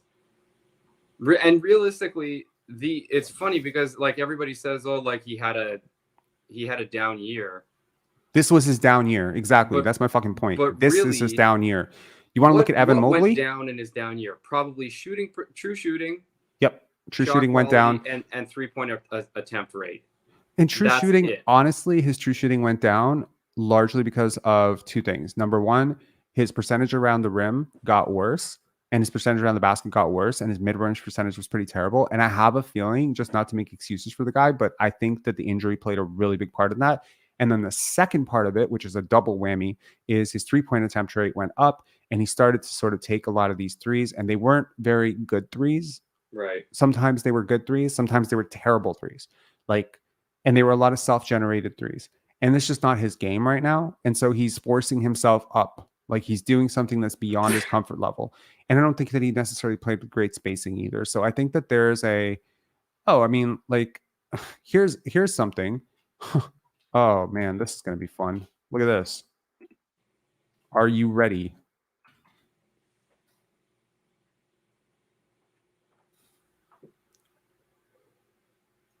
Oh, right. And FYI, like, Scotty's analytics were pretty much like this good or a little bit better last year. This is like such so like, okay, so he's got a much higher free throw rate. Exactly. And what do you think free throw rate stems from? Roll on offense, Load, load, creation, free throw Yeah. rate. This is all the Right. fucking Pascal Siakam thing. The passer rating, everything that Paolo does well has to do with he's our first overall pick. Let's feature him. Everything that you would assume he doesn't do well has to do with him as a player. So yeah, you can force feed. Like, yo, bro, let me give this an actual hypothesis. Let's say I love Grady Dick. Let's just say I am committed due to the marketing and ability. I'm going to make this guy my first option next year. So I'm going to run pin downs and screens for him. And I'm gonna have him be a pick and roll ball handler. I'm gonna have him initiate my offense a lot. I want to win this guy rookie of the year next year because I'm really invested in him being my big star. Okay, I guarantee you, with his shooting ability and his passing and his size, I can get his analytics to look way better than Paolo's. And there's no way his defense is going to be worse than Paolo's. Like, it'll be close. I don't want to say no way. Like, my estimation for Grady Dick next year, honestly, 75th percentile offense, 15th to 18th percentile defense. That's my estimation for him, which is better than Paolo Banchero. Right. I'm coming around on Dick a little bit more. I'm coming around on Dick. Nice. I'm glad. Yeah, I've been watching a bunch more of his stuff. It's sort of calmed me down a little bit. Uh-oh. Are you ready? What's next? Yes. Don't do it to me, bro. Don't do it. Doing it. I wish we could isolate blocks of games. He was better for sure. He did get a lot better. He started out much worse. But let me put this into an interesting comparison between two rookies. Yeah, you're gonna put up your Orlando white boy. No, I'm not. Oh no, I thought that's who you were going at. Orlando white boy. Who's Orlando white boy? Franz. He wasn't a rookie last year. He was sophomore. No. I know. I thought you were gonna. You remember how we had that draft, and I took Shaedon Sharp over, or you took Franz, and then I took Shaedon Sharp, and then you were giving me shit for like 20 minutes. Yep. So I thought you were gonna compare the two. Christian Koloko, Shaedon Sharp. Bro, how is his free throw rate that high? He gets the line a lot. Whoa. That's some good D, Christian. Yep. He was elite at the rim. He was the saving grace. Like, our rim, our overall paint defense was historically bad last year, largely due to Pascal Siakam and Fred VanVleet. I think Fred VanVleet just giving up so many blowbys and Siakam just being very late on rotation. Some people disagree with that. Some people say, no, Rob, it was so-and-so's fault and Gary Trent's fault. No, I don't think so. It got a lot better with Jakob Poeltl, but it was decent with Christian Koloko. The problem was keeping Christian Koloko on the floor because of how bad he was offensively, right? And again, look at Christian Koloko. What is the thing that is so low with him? Load, creation, portability. Okay, well, let's run the fucking entire offense around Christian Koloko. Right. Let's have him launch, 10 3-pointers a game. Let's have him take free throw line jumpers. Let's feature the offense around him the way they did with Paolo. Would it be worse? Yeah, for sure. He wouldn't be anywhere near Paolo, but his defense would more than make up for it. He could have like, you know what I mean? Like, if you want to force feed a guy fucking shots, you can make him look better, like way better. Okongwu and Koloko. That's a really good one. Can you put Poeltl up next to Koloko? Yep. I just want to see. I have a feeling they're going to they're not pretty similar strengths. They're not. I mean, no. So defensively, Jakob Poeltl is amazing. Obviously, no. In terms defensively. Defensively, yeah, block percentage, rim frequency, rim defense was much better for Koloko. In the past, Jakob Poeltl has had incredible rim defense, but I think it got worse this year. Defensive rebounding for Jakob was really good. Yeah, and he was surprisingly good with the deflections. Versatility is obviously his weakest spot. If Jakob Poeltl was more versatile, that would be just incredible, but he's just not. Like, he's just guarding the 5 at this point. Yeah. In terms of, like who do you defend? I think there's just a slightly broader spectrum for Christian Koloko, and I think it can get better. I think Christian Koloko can be the type of guy with his hip mobility and his quick feet where he could eventually guard some wings for you. Right. I'm hoping he gets there. Yeah. I hope we see a jump from him this year. Yeah, for sure. I think we will with our new coach. You think so? Yeah, I think so. Pirtle's 26? Oh, that's good. He's 27 now. Onyeka Okongwu. So, I mean, promising, but not great. I don't know. For me, if a player prior to the age of 23 can become an average NBA player, they have a chance to be a good starter. That's sort of a rule of thumb for me. I know that sometimes people fall outside the rules, like people who started basketball a little bit late, like Pascal Siakam. Maybe I hold them to a different standard, but overall, I think, yeah. Jokic versus Sabonis. Oh boy. Whoa boy. Well, Jokic versus anyone is going to be a whoa boy. Yeah, I agree.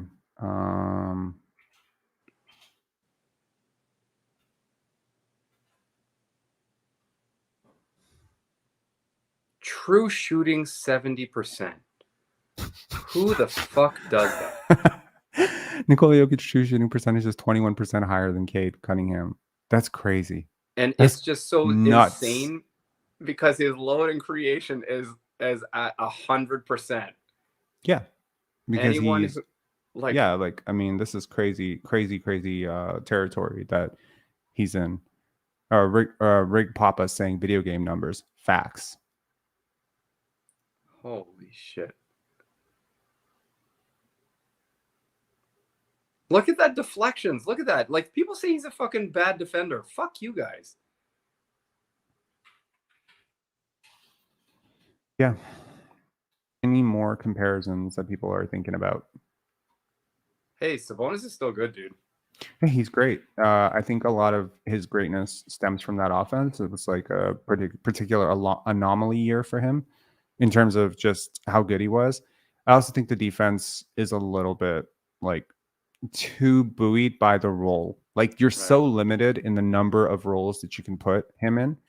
So even if, the advanced analytics, and this is where I say the advanced analytics fucking suck on defense, right?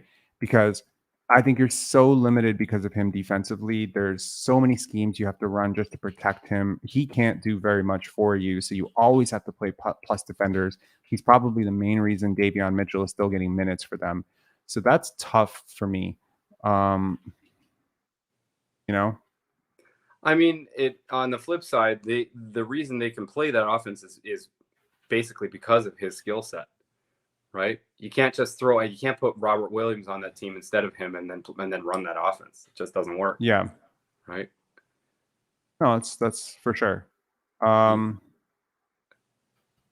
He's still a good player. I think if Sacramento makes a couple little tweaks, I think they're going to be a good team again. Absolutely. Sorry, I'm just looking at something really quickly here. Are there any other things that you're looking into?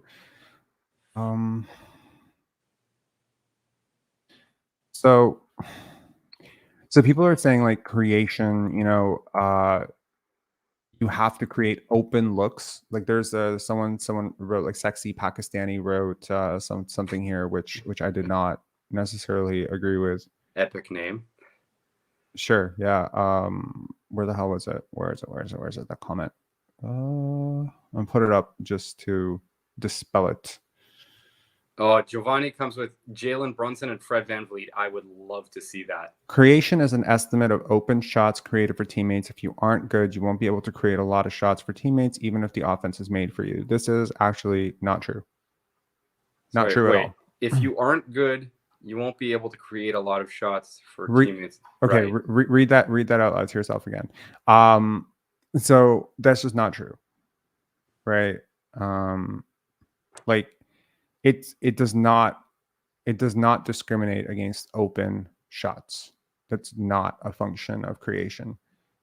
it is basically talking about how many points are directly, how many points you are directly responsible for. I don't remember the exact formula for creation off the top of my head, depending on because whether you're using box creation, but it's a per 100 estimate of the number of open shots created for teammates. Wait, hold on. Are they okay? But how are we defining open shots here? Hang on. A per 100 estimate of the number of open shots created for teammates. I don't think it discriminates against open or closed shots, man. That requires tracking. Because if that were true, I have like if you create an open shot, like if you pass the ball to, for instance, Precious Achua for a 3, you've created an open shot, right? But you can always find someone open, right? It doesn't mean that you're finding the right person open. Does that make sense? Right. So it's not necessarily measuring the efficiency with which. So like, for instance, if Fred VanVleet collapses the middle, gets into the paint, and let's say, for instance, he has Gary Trent open on one side and he's wide open, and he has Scotty open on the other side and he's wide open, and he passes to Scotty and Scotty makes a shot. That's a boost for your creation. But for me, that's a loss, because no matter how many shots Scotty takes, he's never going to be more efficient at that shot than Gary. So to me, that's a miss. So that was like a really big part of my breakdown. And so I think that, okay, fine, here, like you're talking if creation is high, and you're saying if a player is not good, they won't be able to generate open shots. But technically, yeah, you can always generate open shots, maybe for the wrong players, right?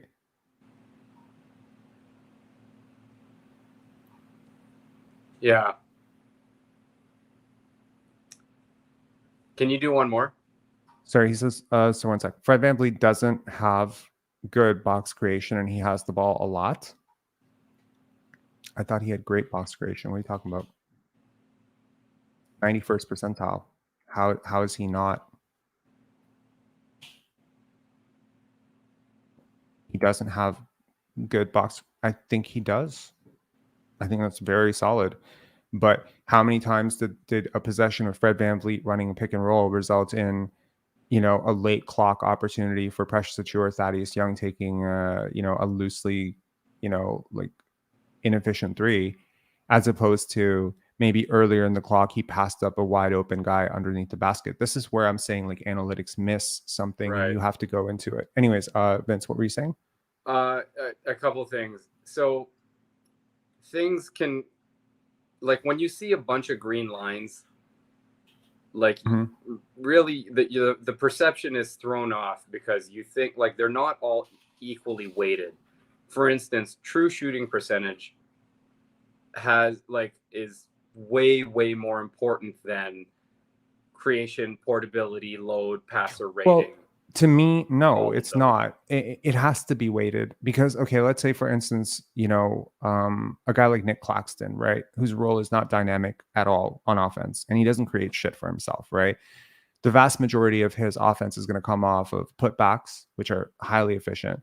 You take a guy like Dwight Powell, right? I guarantee if I look at Dwight Powell's numbers right now, he's going to be off the charts for true shooting percentage, right? Yeah, I just mean in terms of people who actually do creation. Like for sure, Nick Claxton, that guy's true shooting percentage is super high, but he doesn't do shit for himself, right? He's not putting the ball on the deck. He's not getting to the rim on his own. He's being set up by everybody else and like essentially putbacks and alley-oop dunks. Okay. But like if somebody who's like an actual creator on the team, like you had Sabonis and Jokic up there, like those guys are creators on the team and their true shooting percentage is really high. That is like far more important than for sure. I agree. Many of those other stats. So like each individual one of these stats isn't commensurate is what I'm getting at. Sure. Yeah. No, I agree. And I mean, look at this here. Like if you just look at this, you would say overall James Harden's a better player than Luka Doncic last year, right? But you have to ask yourself, what is the gap here defensively and offensively, right? It's not enough to just look at 100th percentile and 98th percentile in a vacuum. There is a very big difference between being 100th percentile and being 98th percentile. It's not Right. it's not linear. It's not weighted Right. linear. So the gap between a guy who has a crafted offensive plus minus of 5.5 and 4.1 is impossibly high. Like it's massive, right? It's a gap between like a superstar and an all-star, right? On the other hand, -1 and 0 and -0.2 defensive plus minus is not nearly as sizable a gap.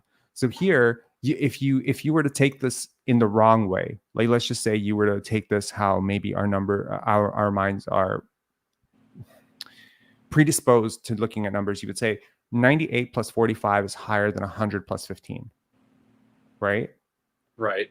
But that's not how this has to work at all. Right. Because the value of 100 is the percentile. The real value here is the 5.5, and you have to weight 5.5 because neither of these players are on your team to defend. None of them. Right. So the gap here is a really bad defender against a defender who tries and is middle of the pack. Right. Right. And they both get a lot of points for versatility because they guard like a lot of different positions. Yeah. And I think something that neither of these analytics takes into account is difficulty of matchup and difficulty of role. Right. I assure you that OG Anunoby would be 92nd to 97th percentile defensively if you could account and wait for the difficulty of his role. Of course. Right?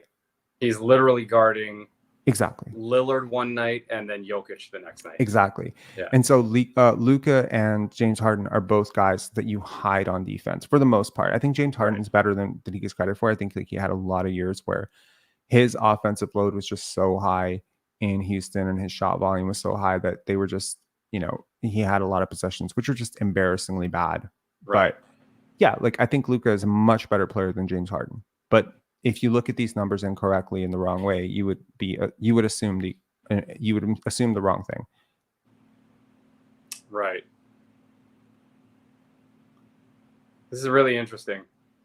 I'm glad you turned me on to this. I'm going to spend a bunch of time checking it out. Yeah, let me correct myself. Fred is much better than I expected, but box creation is an estimate of how you pressure defenses and create open shots, and it's pretty accurate. I agree with you on Cade.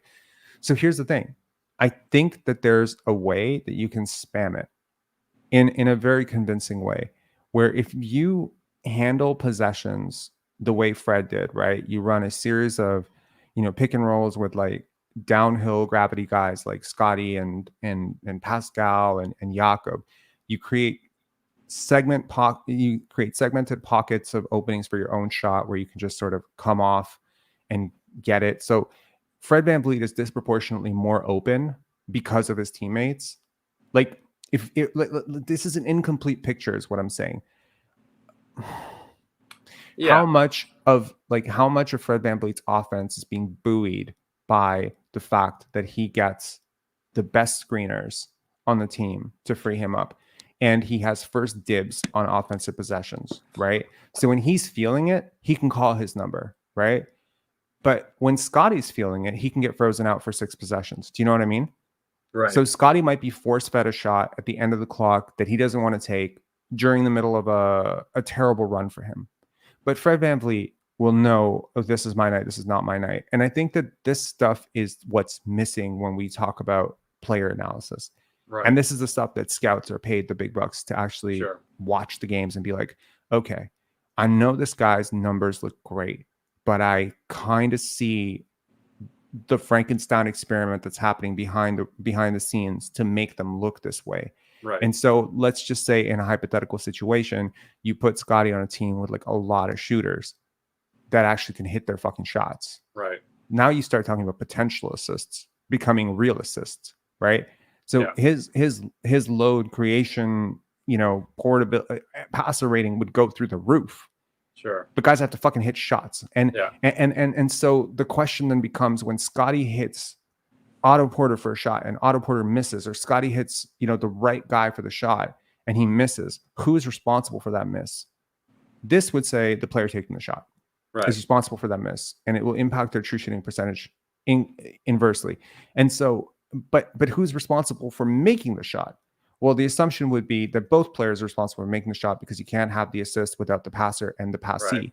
But then at the same time, it does not account for all of the other variables of who did you not pass to. So let's just say, for instance, Scotty's running Scotty's running up the court and he's got a streaking Pascal Siakam who's like right on his way to the basket. And he decides to ignore him because he's an idiot and passes off to Gary Trent Jr., who takes a contested three. Or not even a contested three, like a break three, and above the break three, that's open. Technically, the right pass was Pascal, Right. because that's guaranteed 2 points, right? Gary's not a guaranteed bucket from three to hit that shot. But this would actually show that shot quality on Gary's shot would be higher because it's the three, and analytics prefer threes over twos. It would show that Scotty gets an assist regardless of who he passes to. So he doesn't suffer any consequences for missing Pascal, which I think is part of the analytics profile that's missing there. Right. He should be penalized for missing Pascal Siakam, but Right. he's not. According to this and every analytics model I've ever seen, he's not penalized for missing the obvious pass. And so Right. therefore, this entire creation portability shit is just an estimate. The estimate here and what it takes for granted is that a professional head coach would never assign a 95th percentile load and creation responsibility to a player who did not at least probably deserve it. And it's simply not true. In the case of Cade Cunningham, it's not true. In the case of Fred VanVleet, it's not true, because there are extenuating circumstances that extend beyond basketball in which these players are disproportionately favored. And for instance, someone like Scotty Barnes is shafted, because it's certainly not a lack of talent that would put Scotty under Cade for load and creation. Right. Certainly not. So, and everyone's going to say, well, if Scotty had to generate as much of his own offense as Cade does, well, his true shooting would tank. Maybe not though. And maybe he wouldn't force as many bad shots as he had to last year. Maybe he would be better. Maybe he would constantly be in rhythm. I don't know. There's so many things. There's so many intricacies in basketball that I think this doesn't account for. Okay. I think it would go up.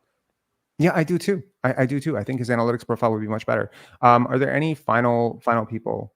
I just want to see one more Fred versus Brunson, because they often get comped. I think Fred's going to be better than Jalen Brunson. I don't think so. Well, offensively, Jalen Brunson's going to get a bit of a boost, but defensively, he's going to get absolutely killed here. And so overall, their value is actually very similar. Fred gets plus points for shot quality, which is funny, right? He gets plus points for shot quality because his three-point attempt rate is considerably higher. Fred VanVleet, 54.5% three-point attempt rate. So analytics assume that threes are threes. They don't account for, in this case, they don't account for stupid threes, disruptive threes. Yeah, that's right. Threes that completely take a stupid three, it's beneficial to you in this metric. Yeah. Right. So chuckers get rewarded. Fuck. They do. So can you do Randall versus Pascal? I have a feeling Pascal is going to rank better than Julius Randle here. I if I had to estimate, I would, based on watching them. I think he would. Yeah. There's the gap. And look, the value of 2.4 versus 2.2, Julius Randle has a slightly better offensive plus minus, and I think that checks out from what I saw. Load and creation is very similar, but Julius Randle gets a lot of benefits here for shot quality because he takes a ton of threes, right? 44% three-point attempt rate versus 21.9%. So honestly, if Pascal Siakam wants to get better, convert some of those mid-range shots, three-point shots, and he'll immediately be better. Right. One that Titan saying Scotty Barnes versus Evan Mobley. I think you're going to be surprised. Evan Mobley is beastly on Evan Fournier. My bad. Jeez, I didn't think Randall was that bad on defense. Holy shit. Oh, he's a pylon on defense for sure. He's tried more in years past, but yeah. Oh, Evan Fournier. Evan Mobley too. Okay, so yeah, I mean, this is where we're at, right? His shot quality is shit. He does not take threes. He does not make threes. Role is very limited. And I think in the case of Evan Mobley, I'm not really sure he could, like, his game really deserves or warrants a larger role. He's kind of where he's at. He plays with really talented players. Yeah. But in terms of, defense, yeah, he's on another planet than Scotty. Dude, can you imagine Scotty on the team, on that team with those guards? Like, yeah, I mean, it would be great for him. I think he would be, his statistical profile would go, that his true shooting would go up significantly. I think so much, and this is where I think, Jared Allen deserves some credit here, right? Like, you playing next to one of the best defensive bigs in the league, and I don't think that he gets enough credit, honestly. Right. Like, he's so good. You play next to Jared Allen, you will be better on defense for sure. Right. He cleans up so much. Jared Vanderbilt, which I mentioned, Lakers option. I think we already looked at him. Any final ones, or we're done? Harris versus Butler. Harris who? Jalen Harris? Tobias Harris? Oh, that's funny. Jimmy, Tobias Harris over me? Oh, I remember that. That's hilarious. Oh, this is not even going to be close. All right. The Sixers organization is about to take a lot of L's right now. It's not close. But Tobias Harris is surprisingly not terrible. I mean, I don't know how bad you expect someone who's paid nearly $40 million to be, but yeah. According to his dad on Twitter, he's a killer. He's a killer he's an assassin that cannot be stopped. Did you read that? Who? Tobias Harris? Tobias Harris' dad has been like tweeting shit like Tobias has always been like an assassin that can't be stopped, even when he was on the Clippers. Yeah. And last year he was just relegated to standing in the corner. I see that. Here's Jonathan Kuminga, just for anyone who wants to trade for Jonathan Kuminga. I'm also going to show you Jalen. I'm going to show you Jalen Suggs as well, Okay. because Rob's straight trolling right now. Yeah, like I just want you to know why I am so down on some of these players. You saw Jonathan Kuminga, right? Right. His true shooting percentage is pretty good. His role is so limited. He plays next to Steph and Draymond, dude. Yeah. Like, what would that true shooting percentage look like if he did not play next to those guys? It's like, I can't even imagine. And he comes off the bench a lot. So and that's the other part of this that's missing. Who are you doing this against? If you're a bench player and Scotty's playing against starters every single night, you're playing against bench players, and Scotty's better against starters across the board than you are against bench players. The gap between these two players is not even fucking close. It's not even close. And then also who's on the court with you, like, vastly determines what these numbers end up looking like. It's like if you're a competent player, but you're surrounded by a bunch of guys who can't space the court for you, your numbers are going to take a dip straight up. Here's Tyrese Halliburton versus De'Aaron Fox. Tyrese. You're a fucking G, bro. God damn, I wish we had Tyrese Halliburton. Yeah. So, I mean, look, like and this is where I draw the line. And, when people say De'Aaron Fox is a guy that, okay, like, people do not understand how good Tyrese Halliburton is, man. Holy shit. Granted, he also gets a lot of benefit for the same creation load, passer rating that I talked about earlier, but he is one of the rare cases of guys who actually deserve that role because he's just that good. Right. Christian Chow saying Joker versus Embiid. I mean, you're talking wins across the board. Both are going to be 99th percentile, like, ish, but there is a gap for sure. Bro, I can do one more. I got to tap out. Holy shit, it's 2:45 in the morning. Yeah. Gotcha.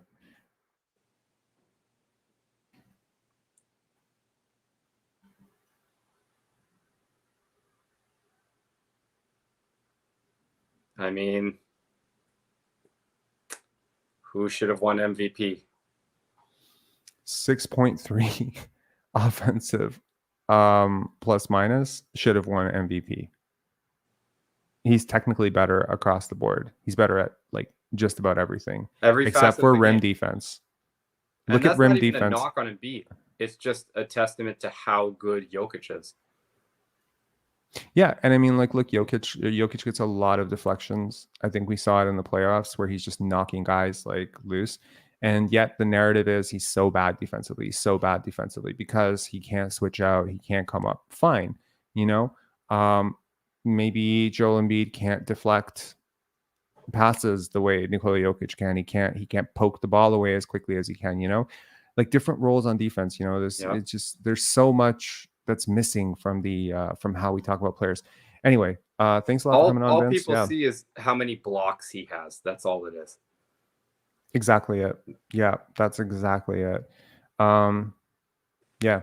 Anyway, man, I'm gonna pull this off, and I think I'm gonna call it a night as well. We got 171 people at nearly 3 a.m. That's pretty cool. That's pretty Nice. awesome. That's great. Wow. Thank y'all for staying with us. Shout out to Pensari Army. You guys are the best. Basketball zone. Leo, people don't understand how great Fox is. I feel you. I get it. Like you're comparing two of the best point guards in the league there, right? Like I'm not trying to be like, I'm not even joking when I say that. Like, but Tyrese is really fucking good. And I don't think you give him enough credit for how good he is. I also don't think people give him enough credit for how bad he is defensively, but you know, again, Basketball Zone is your boy Leo? yeah, man, that's Leo. Bro, Leo. OG over Keegan all day, every day, and twice on Sundays. Also take OG. That's fair. That's fair. And look, I was talking just brief before about the inefficiency of these stats. Should fourth quarter points count for more than first quarter points? Yes, I think they should. Absolutely. And if that were the case and those analytics properly measured that, then yeah, I think De'Aaron Fox would measure better offensively than Tyrese Halliburton. However, it is really close. Those two players are close. Also, keeping in mind that Halliburton was playing free on a team that wasn't expected to do shit, and they were reasonably good when he was playing. They Yeah. were reasonably good with him. I think the analytics show that too. He didn't have a DeMontis Sabonis with him. He was playing with Ben Mathurin, like Ben Mathurin and Andrew Nembhard and Buddy Hield. Like that's the team, and Miles Turner. And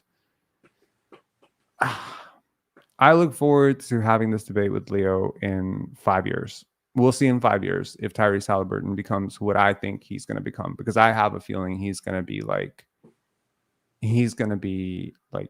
soft first team All NBA type of guy. Like I really think that he's got first team, second team All NBA type upside. And we'll see when the Indiana Pacers are good, and I like what they did this season so far, and I think they're going to continue getting better. And I love their coach, so I think both players can thrive, but it'll be a debate for a long time. For sure. Yeah. Anyway, Vince, talk to you later, man. Yeah, man. Take care, bro. Yeah, see you, man. All right. Tyrese is going to be like CP3. I think that's underrating Chris Paul's defense, bro. Chris Paul's defense was godly. I know that he's always been small, but his defense is so much better than Tyrese Halliburton. I'm very, very reluctant to put anyone into CP3 discussions, even Shea. I think people really sleep on Chris Paul because of the playoff stuff, but damn, he was so good. Really, really good player. Steve Nash is the comp. Yeah, I think Steve Nash and Tyrese Halliburton, that is probably the comp, yes. It's a better comp, at least. Anyway, y'all, take care. Have a good one. Please make sure to hit. Okay, how about this? This morning we had a live where I completely got very, very angry.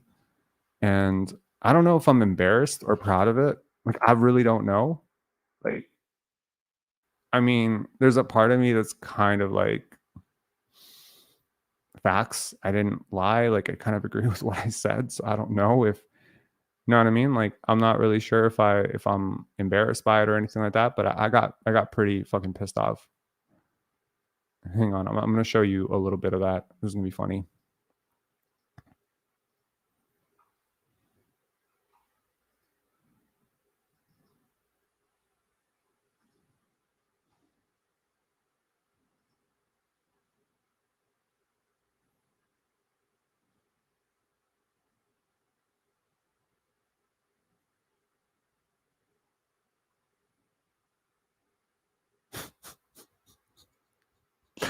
So this is one of our most liked videos ever.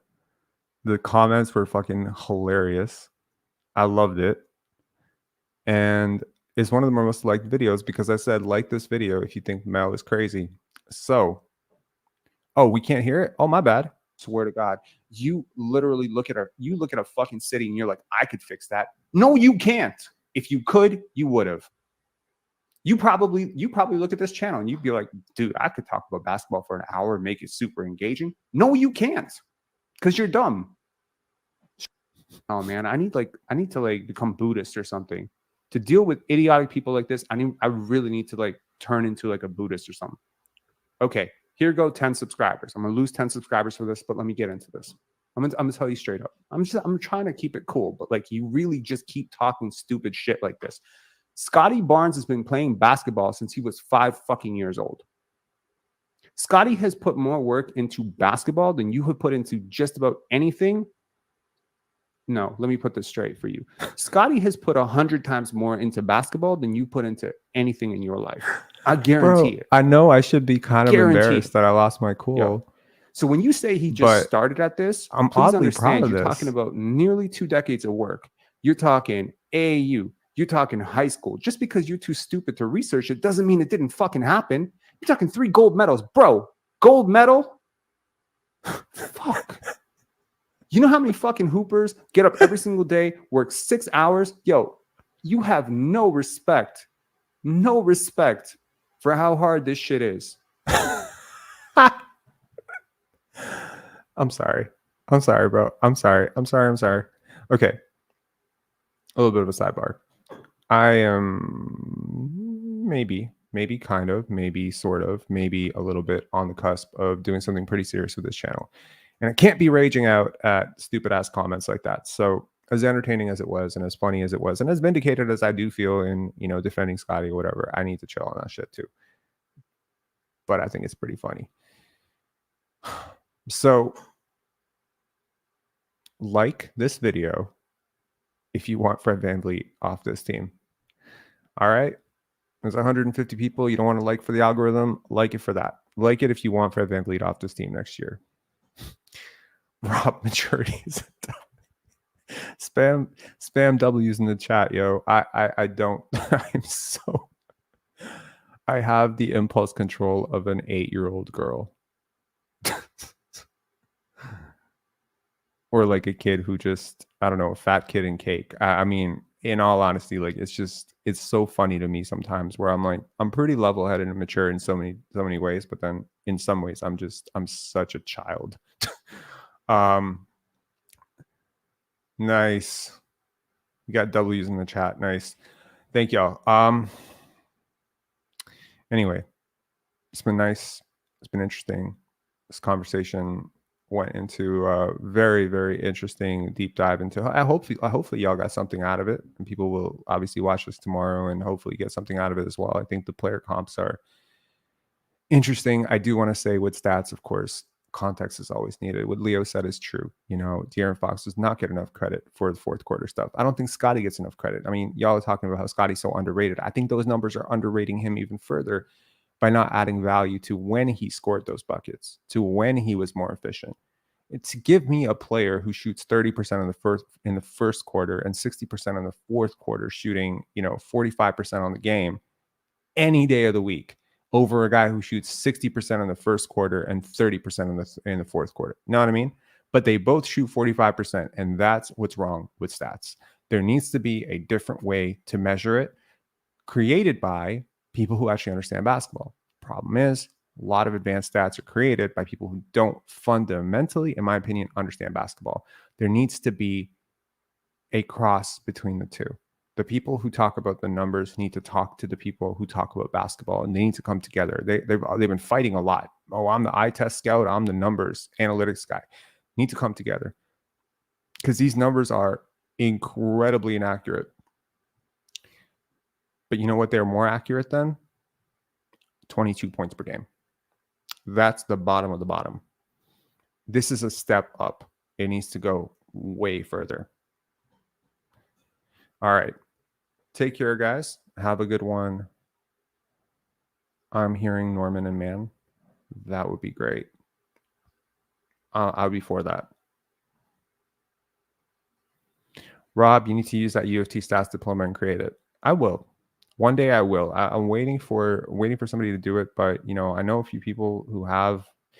I'm waiting for Pensar basketball to get to a point where it can make like serious money. Like some people, shout outs to the people who have done this for me, but there are always people who, when I start to stagnate or get really angry in the chat or whatever, there are people who will message me who have done way more than me in this world and way more than me in YouTube and business. And they will always remind me, Rob, chill, bro. Chill. There's much more ahead.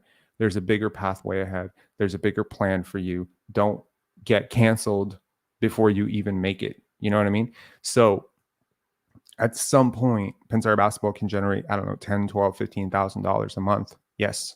You have no idea how much of that money is going to go right back into this channel. Hiring people who can absolutely, who have the time to do the film study that I don't have the time to do right now. Because I'm just one person. There's one person running a whole channel. I would love this to be 3-4 people. Because I'll tell you something, and this is based on my experience with the film festival, based on my experience with the tutoring company, dog walk company. I hire really good people. Like I have a sixth sense for people and just picking good people, and I shit test really well. So I'm not going to bring in people. Like I see too many channels where they start bringing in third, fourth people, second people into something, and they're almost always worse. They're so bad. And I'm just like, bro, why would you do that? Like, why would you hire that person? Because I think most people have a hiring policy of, I don't want someone who's going to threaten me. Me, I'm going to hire someone who's better than me. So you're not getting hired unless you're better than me. And every person who comes into this is going to be better than me. Right. And yeah, I fully see Pensar basketball being able to do some of maybe what back picks or 538 or, thinking basketball, etc. I think we can be like a really big contributor to the basketball world. I would love to do that. All right, y'all. Take care. Have a good one. Have a good night. Thanks for sticking with us. Cheers. Make sure to hit subscribe. We're closing in real close to 6,000. Take care. Wouldn't it be nice if we hit 6,000 on the day Fred VanVleet moves to another team? That'd be great. Make it happen with the likes. Cheers, guys.